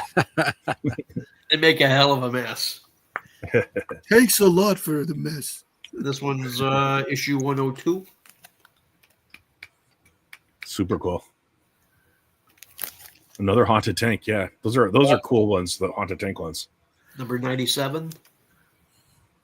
Yeah. Get him off me, Reg! He's right on my tail! Well, this is a gray tone cover. This one's number 82. Yeah, very Great cool. Tone is pretty awesome. Yeah, I like that. Comics. I know Steven has quite a few of these. Issue 51 is also a gray tone. Yeah, nice. Oh, very. Yeah, they're so cool. I love those things. Every gradation of color of gray. Robbie Joseph, do I think Superman can lift my collection? Yeah, no problem. Yeah. But it's like a basketball. All he has to do is lift the house. Because he's Lift the whole house, yeah. This one's called Yanks in Battle. This is number 1 from 1956. wow. Quality Comics. The cover was done by Dick Dillon and Charles Quidera. Wow, Dick Dillon. I haven't seen a Dick Dillon cover in a while that I'm aware of. This one here is called War Adventures from 1952. Very cool. This one's War Action, 1952. Yeah. I like a lot of these Korean war covers. They're For sure. kind of like, it's like they tried to like kind of restart like kind of the war type genre. Like it's cool. This is Star Spangled War Stories, number 21 from Well, 1954. if I remember correctly, wasn't Frontline Combat by Harvey Kurtzman one of the best sellers for the Korean War era? Like for EC? Yeah, one of those is a Sodi book, one of the front lines. Yeah, And Two-Fisted Tales as well, I believe. Yeah. I think so, yeah. Well, this one's from 1965. It's an 80-page giant of Sergeant Rock's prize battle tales. Nice. That's a good cover right there. He's got the Thompson there. I like it. Okay. Joe Kubert. Joe Kubert. Very cool. Well, this There's one something here, wrong when Willie talks about Commando. I think he's talking a different type of commando. I know. I'm joking and teasing. I have a whole box of commandos that I showed, I think, on Matt's show there a while back, and I was just like, I think I'm boring him to death because I have like 1,200 of them. We probably don't have time for 1,200. I think we all speak for everybody that if you didn't notice and we were in your house and you didn't notice, we could probably all keep going through your collection forever. Right. Well, that's right. It's like you're like, hey, it's like 2 years later, you're like, hey, I got a box missing. I know. I just look at the corner. I've got my hair and my nails uncut. And Right. This one's a little rough, but I saved it from the. This one's a little rough. I saved it from the trash. It's from May of 1943. It's number 29 of Crack Comics. Wow. Very cool. After Triumph, man. Yeah. Us. Crack. Yeah, I got that for peanuts. Somebody says, "Oh, this stuff doesn't sell here." They always tell me that, "Oh, this stuff doesn't sell here." I said, That's amazing. Did you buy it from an elephant if you got it for peanuts? Wah, wah, wah. I love that thing, by the way. If you're ever looking for an article to read on Frederick Wortham of this jackass from the Code, it's in this magazine from June of 1944. It's called Coronet. Wow. There's an article in here with him, and it explains where he gets all his ideas about wanting to ban comic books. This is the stuff that's so fascinating to me. It's like and one of the great things about kind of the collection of people that Alan's kind of pulled together. Like Matt knows everything about DC. He can tell you exactly where that character came from, exactly, and Steven has.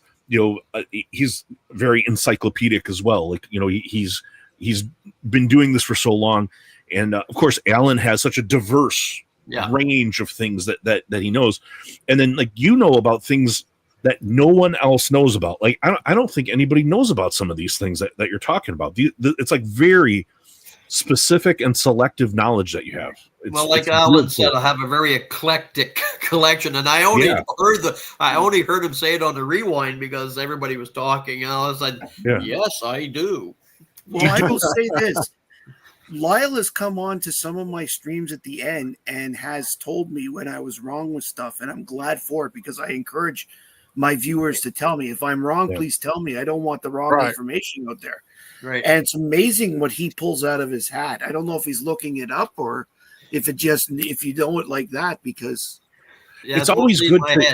I usually will know about it, but then I'll look it up on my phone to make sure that I'm not steering somebody wrong. Like where I showed some books on either Matt's show or Alan's, and I stated that they were Canadian whites. Well, I got a message from the guy who wrote this thick book.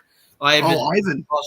And I'm like, so he corrected me, but I got my information from the guy that I had purchased it, that he'd owned from the 40s and 50s. Yeah. So he was wrong, and so was I. But I did, say, okay, I made a mistake. This is the wrong information. It happens. But the thing is, it's like there are people who are trying to help. They're trying to correct because they want to be helpful, and they're like, hey, actually, if you look at this. But then there are the people I call the but actuallys, where they just want to grandstand and like that. I don't like, that where it's like what I do when somebody corrects me in one of the things is I double check by looking it up, because usually before I say something, I've researched it first just to make sure I'm right. As I said, I don't want to give out bad information. Everybody's wrong sometimes. And it's always helpful when someone if it's right, I will say it. And to be honest, I'm more likely to be off if I'm going solely by memory alone. Yes, right. That's the right way. Week, so. And, that's the right way, is to be humble about it. And if somebody crashes and they're like, and it is, I mean, of course you say it, but it's like there is this thing, and I've pointed it out, and it's in all of nerd culture. It's comic books or whatever it is, where people derive a specific glee in telling you you're wrong. That I don't like. That's right. Those are the guys that for gloating. Constructive criticism is the way to do it. That's right. I started to collect this, and as I got older, I realized again a lot of people, they'll hear a neighbor saying, "I bought a comic book and I sold it for $1,000." That kind of piques the guy's interest. Well, how much did you pay for it, and how long have you had it? So then it snowballs into getting more information, learning about it. And what I'm trying to do is the information I know from the stuff I have, I just want to pass it on. So whoever in 50 years from now is looking at this and I'm dead and gone, they'll know about stuff from the 1890s that they have no idea about, because I did the research.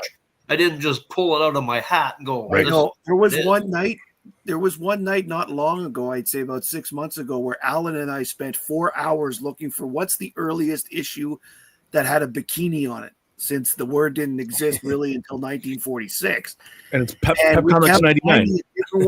But we kept finding a different one, and finally we got to the point where I think this is it. I don't think we can go back any further. That's right. I've got it up here. Pep 99, the one with Veronica. Yes. Yeah. I have a question for you, Lyle. Mm-hmm. How do you keep track of where everything is? I'll tell you. When I first started to collect it, I was just putting them into long boxes, and I'd say, "Oh, I'll remember where it is." Well, that doesn't work. Not with that many. Last year, I had to go through the whole thing, everything that I had. It was wintertime. I wasn't working. I said, "Okay, this will give me something to do." It took me 6 months, but that's okay. So I would take one box and I put it alphabetical order in the box, and I would do a spreadsheet saying box number 1. Yeah. And I would list all that was in that box, and then I would take a felt marker and mark box number 1 all the way around the box and on the cover, because you never know how it's going to be situated in the back room somewhere, saying, "Oh, I don't know what the number is." Yeah. Start moving That's boxes. why I number mine too. It's just I have the number marked all the way around the box and on the cover, so I'm done. So the difference is that I file things in alphabetical order. Like box 1 is action. It didn't happen over time. Right now it's box 50. Right now it's box 59, because keep in mind I have some with what they have like 35 and a half, for example. Box 59 is world's finest. Everything else is in between. And it's the same thing for this dresser here. I have it on my spreadsheet: drawer 1, drawer 2, drawer 3, whatever, and then the shelving units that I have in the other room. And somebody says, "Well, what's on the shelf?" And I'll say shelf, and it's marked shelf number 1, top. You have to come up with because there's no way that I'm going to memorize it now, right? There's just not too much. I as I got back into comics, and I thought it was pretty easy. I had however many short boxes and stuff, and I would I've got one short box totally devoted to Mark Spears, and I've got a long box that's separated by artists, where certain artists I collect. Another where it's just signed books and stuff, and it's organized that way, but it is getting difficult to manage doing it that way. Well, I decided right the second I started collecting comics, because I remember doing sort of like what you were talking about when I collected when I was younger. Like, here's all my Superman books, and I didn't distinguish between action, Superman, whatever, right? Yeah. I said to myself this time, since I bought my first box when I only had 20 comics, I said, this time I'm going to keep everything alphabetical as per Overstreet and just use that and just keep it that way. I'm not going to do like I did before, where it was DC, Marvel, I'm just going to put it all alphabetically, and that way, if I'm confused, look it up in Overstreet, and I can. Okay, so I filed it under this name, But then, what happens when you fill a box, and now you need to reorganize into another box? I do a half box. That's what I was talking about. I see what you're saying. Here is an example. This one says 21.5. Right. So this was put way after 20 and 21 when it filled. It's just I had a lot. Basically, when I get to a point where they're so full that they're pushing them, I get right now I've got one empty box here and about 4 places I got to put it, and I'm just trying to decide which. I see what you're saying. I finally broke down Matt and started doing like you're doing. doing a half box. I got tired of trying to move all the books down the line. Well, I found I would so never do hard. that. I can't do that after about 7 boxes. It's like you can't do that. I was doing that. I was doing that until I had 20 boxes, and I realized it was just too much effort. Well, I would never do that. Yeah, your ways make sense. The difference in weight of a long box with Silver Age than today's comic books is way different because they're a hell of a lot heavier today than they were in the Silver Age. Yeah, but this is why I use short boxes, and I do gauge based on the weight, like how it feels. Okay, this one I have to leave more space in because it just. And to be honest, a lot of these boxes are starting to sag, so they've been around for a while. Yeah, I have another organizational question. All right, I put my runs together and then volumes of that character, if I have multiple volumes of a run. That's easy, okay?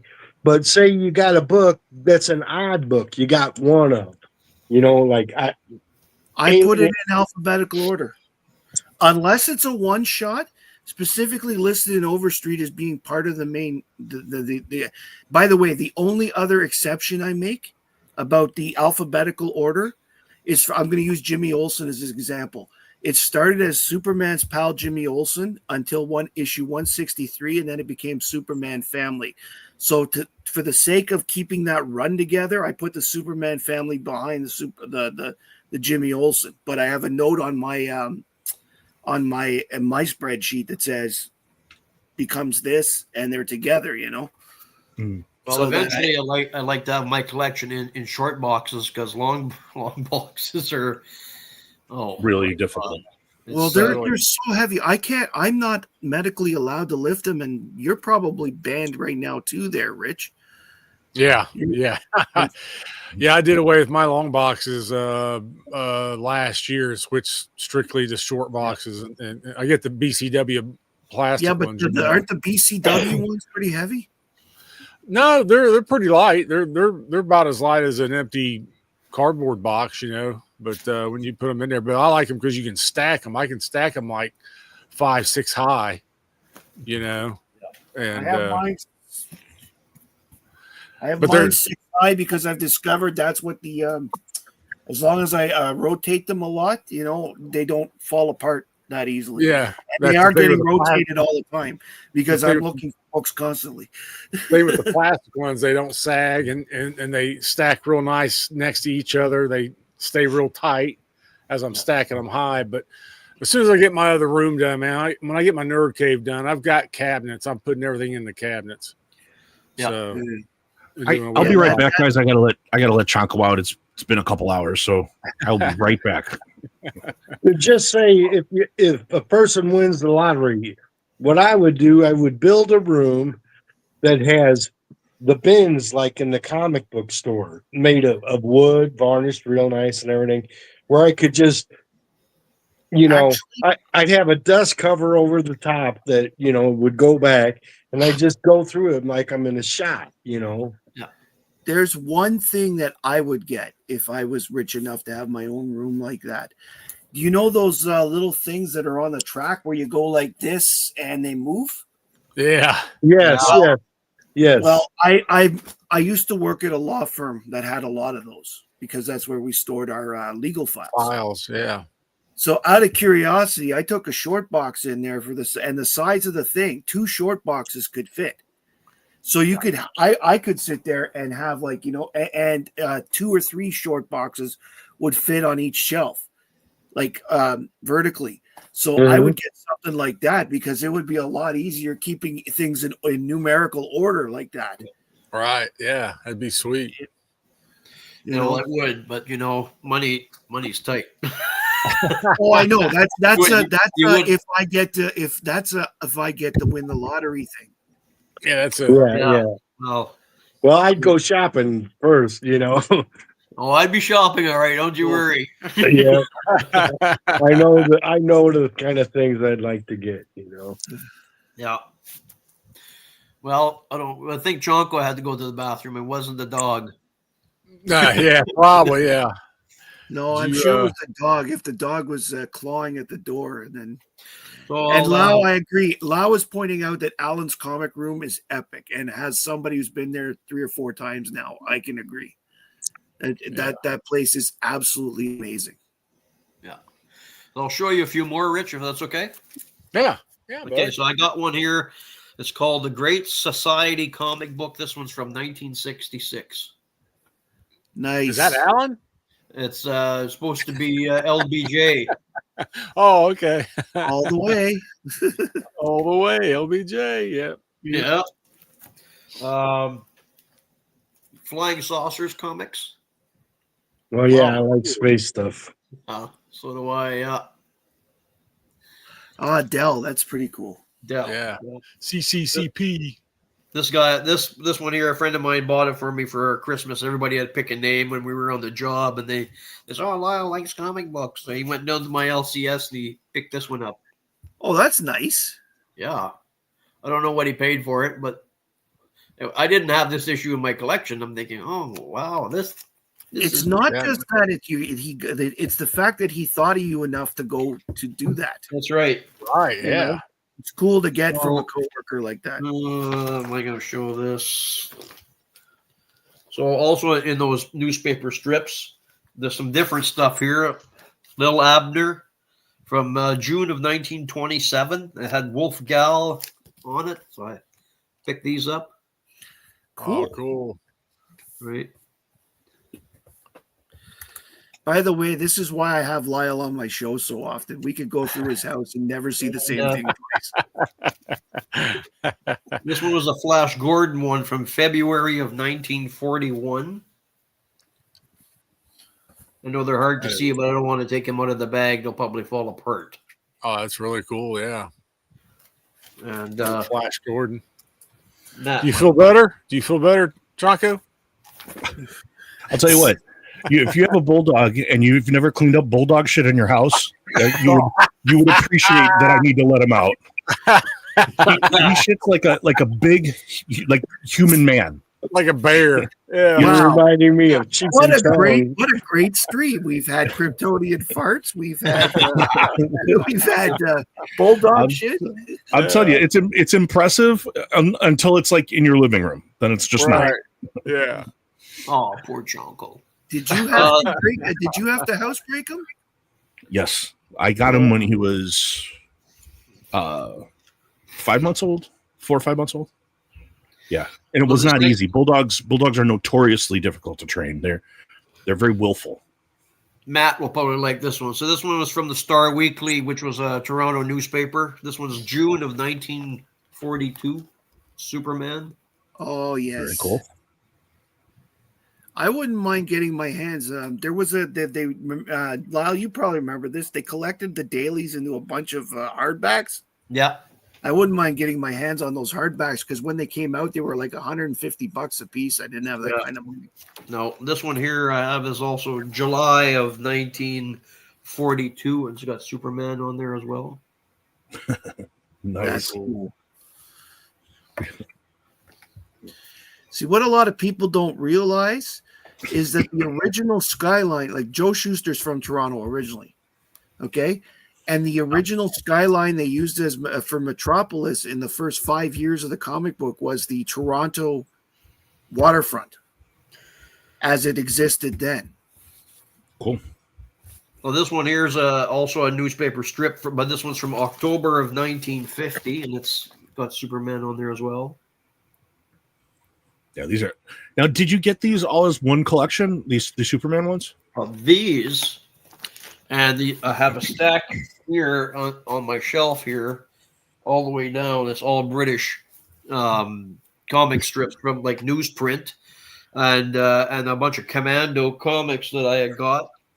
Well, the British ones that were here, the lady said her husband had them for years. He had an uncle in the UK that would send them once a month to him. And I think he was having medical issues that he couldn't, he was very ill. And so they was trying to get rid of his collection, and they went down to their LCS in their region, and the guy said, these will never sell here. I'm not even going to bother making you a price. So they had put it on the online marketplace, which I have like a 200-mile radius. And I was at home one night and I was looking at it. So I sent a message to the seller and they said, "Oh, we just posted it and nobody seems to be interested."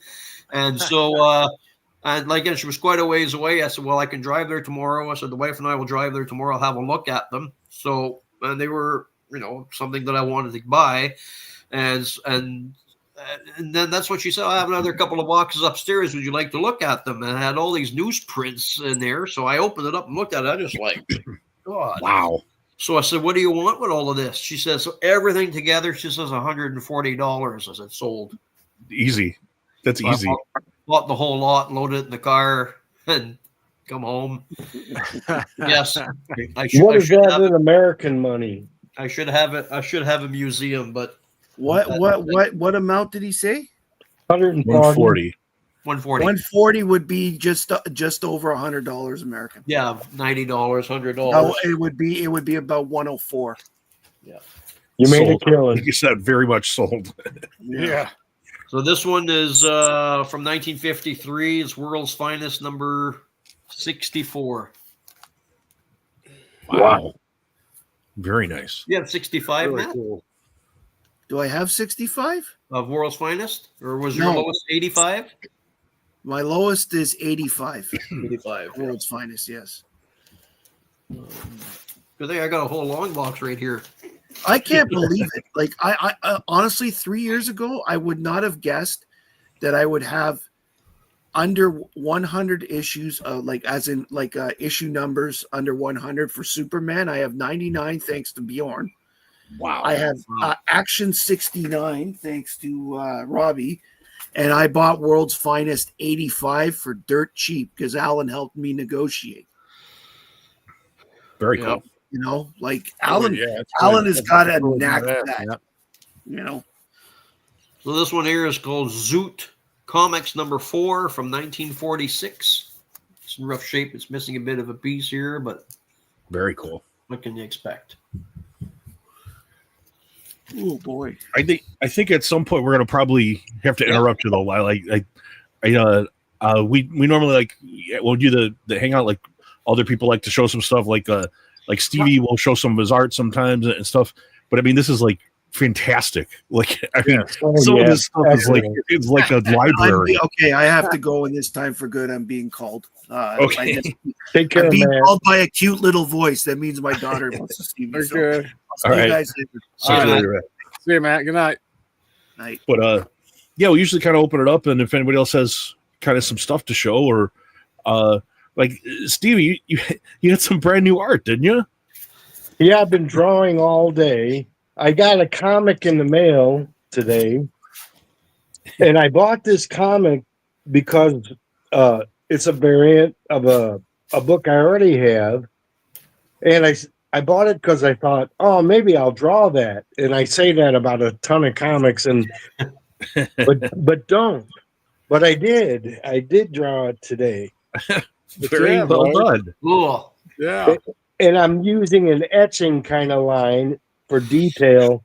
That is kind of new for me, So, Very and then well done. I got a hot chick one.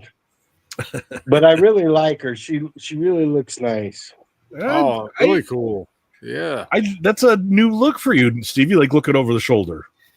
Well, to tell you the truth, on Instagram, I have a bunch of artist people that I look at their stuff, and this guy, he's got a name I can't even say, had a picture of a girl like that, and I thought, man, that's kind of cool.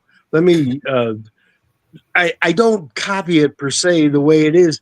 It just inspires me to do something similar to that pose. And then I do my own technique on hair and eyes and stuff. Yeah. But I think you're getting way better. Yeah. I love well, thank you. I love the back dimples, man. You added little back dimples to her. I know somebody like that. So I'm working on my Tales of Suspense run. I got 15 of them now, and I got 2 in the mail today, and this is number 87. and he's battling the Mole Very Man. nice. And the Mole Man it's really they called it a fine minus, and then another one I got is a fine plus, and it's in worse condition. So I don't understand that, It's so Really subjective cool. sometimes. Yeah, Yeah, it's a really but cool cover. it's Though. pretty nice. It's pretty nice for being an old book like that. Yeah, it's got bright colors.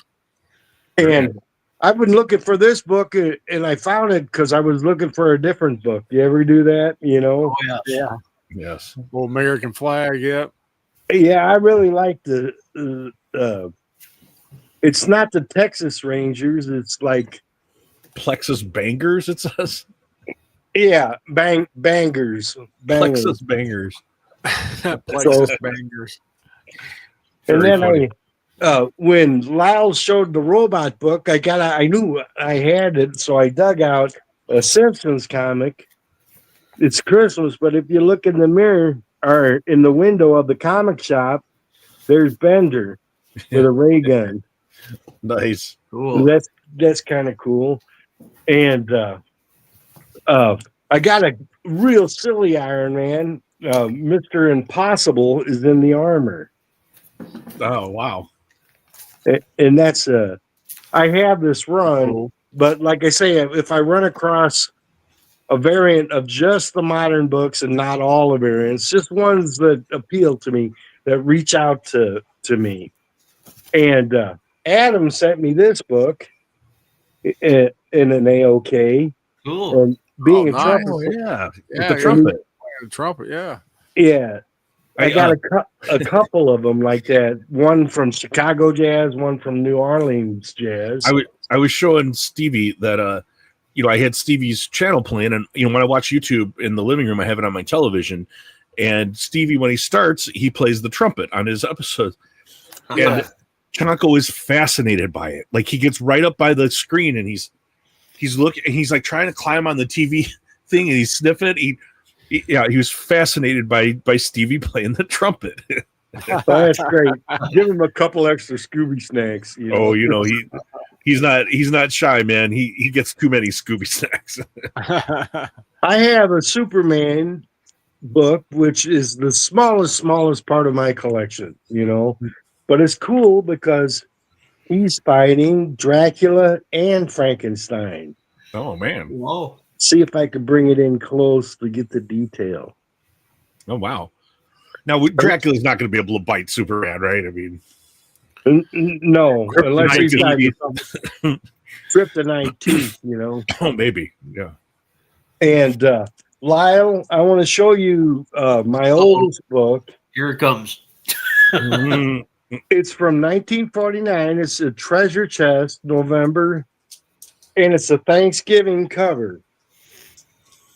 And I've shown this book before, but I just wanted to show you because I have, after the comic book code, they used the same cover again, Cool. and they got the code on there. They had to change the trade dressing, and it distracts from Yeah. the ambience of the original cover. Right. So I thought We'll that have was, those. I have very few of the treasure chest. you have very few. I have a beautiful Christmas tree one where they're lighting the tree for the town. And I just got Underdog. Nice. But speaking of Thanksgiving, Canadian Thanksgiving is just a few weeks away, right? That's right. Yeah. They're going to be eating my fill. I bought this from the dollar rack at my comic Oh, I shop. like that. And Nice cover. what's cool, it's an anthology, and one of the stories has Captain America, the old Captain America, and the Falcon Captain America having shield contests, and they're joking around, and he's calling Cap old man and stuff like that, and they're happy as blue blazes. I love it sometimes Cool. when the superheroes are happy instead of, oh yeah, the ray gun's going to blow my leg off any second. But now they're having a friendly game of Superman or Shield, and I read through it, and one of them has like a falcon symbol, like on the cover, on the Shield, and Cap has his original. And when the Shields come back, they come back to the wrong guy, and then they have to hand the Shields to each other. And let's see. Oh, there's a couple more. Oh, the one I was going to show. This is one I was going to try to stump Lyle, but nobody can stump Lyle. Alien, oh, yes, you can. Alien, I don't have that one. Well, I'll send it to you. How's that? Alien Pig Farm. I love that. That's awesome. Amazing. But the thing is, the art inside is good. You know? Heck yeah. Yeah. Not bad. Yeah. And then there was, I think, one more. Well, I'll just show you my favorite cowboy cover, and I'll call it my segment. It's a we want to see your art for sure. I showed it. Oh, but the one that you sent everyone today. Well, go back to Lyle for a second, and I have to dig it out. All right. What Stevie said today was so damn funny. I was laughing really hard. Yeah. I've got 2 books. I could show 2 books. I only got 2. I was going to show if you want to see them. They 2 things that arrived today. Show that art real quick. Oh, okay. I've been drawing people and superheroes and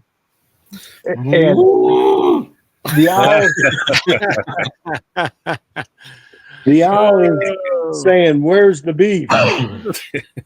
and the bull, well-endowed bull, man. It's a bull, and that's big virility, male virility. Big horn. Yeah, he's the big horn bull. And he's pissed off. You look at his face. I got a pretty good expression in his face. And he's saying, I don't care if you were on Mr. Rogers' TV show, and I'm a green grass eater. I'm going to see if I'll taste like chicken. Good job. So that's very well done. My jokey one. Very well done. He should be too mad, man. He's got that Big Mac between his legs. He's walking around with. So.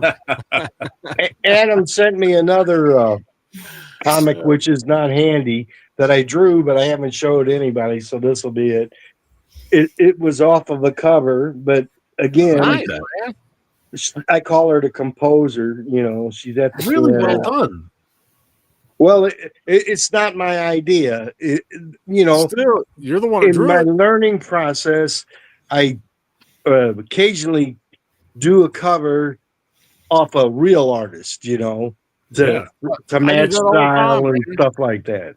It's very good. I do that all the time, dude. Yeah, I think you're improving and like developing your own style. Yeah, I'm gonna give it a year and see how far it goes, And you got to draw every day. You got to draw every single day. Limitations on it. Just go as long as you're having fun with it. All right. Yeah, it's time consuming, very time consuming. That's right. But you got time collecting.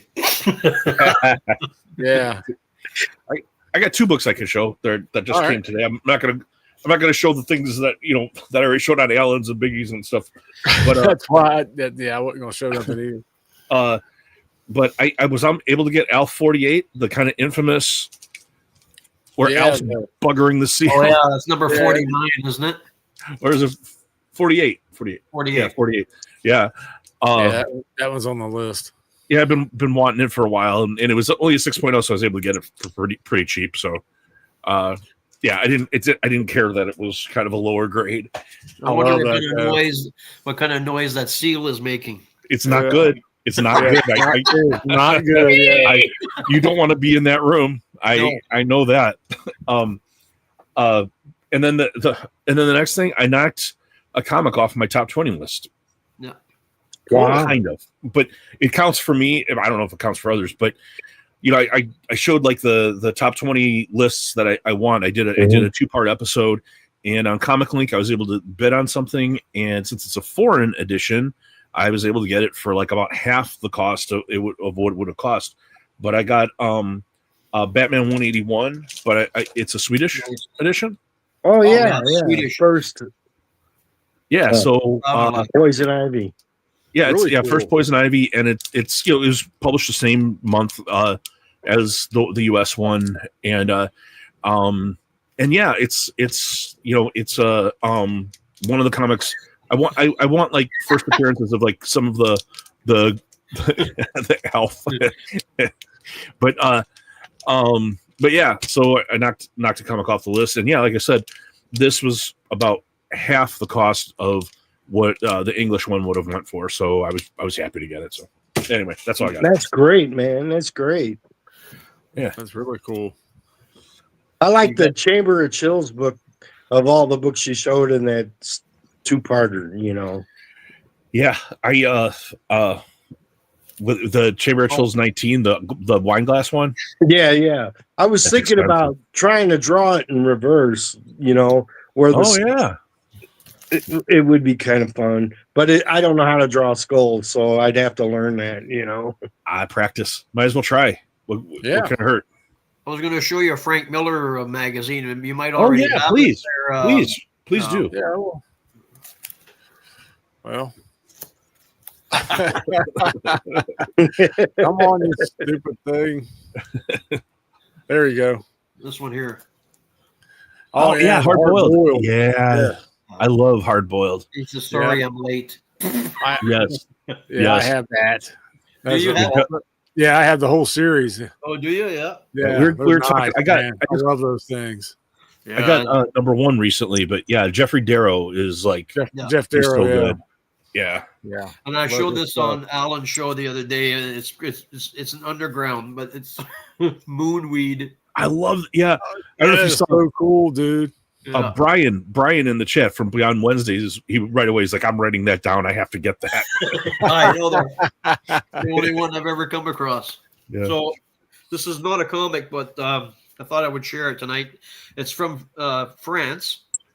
It was a French woven embroidered silk postcard from 1914. Whoa. And it says, it's in French, it says vers la victoire, which means towards victory. And this is what it looks like. Wow. So World War One? World War One. My God. That's amazing.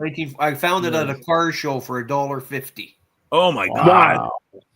It was sitting there in a case. I was looking at, like I said the other day, my brother-in-law owns a 67 Firebird. I was looking for a license plate, and this was sitting in the cabinet. And I'm looking, what? Can I see that? Guy says, well, it's all in French. So the first one says souvenir of World War One, but up here it says vers la victoire, means towards victory. So beautiful. Right? That's beautiful. Really cool. They're hard to find. I bet. I thought I'd show it. It's not comic, but it's from 1914. I thought I would show it to you. Amazing. Absolutely. This one's from 1971. Oh yeah, it's the second version of Witch's Tales. Yeah. I collect the Golden Age. That's series. right. Yeah, very cool. Let's see. Some of the other British comics that I collect in newsprint. This one's called Valiant and Vulcan, and this one was from 1976.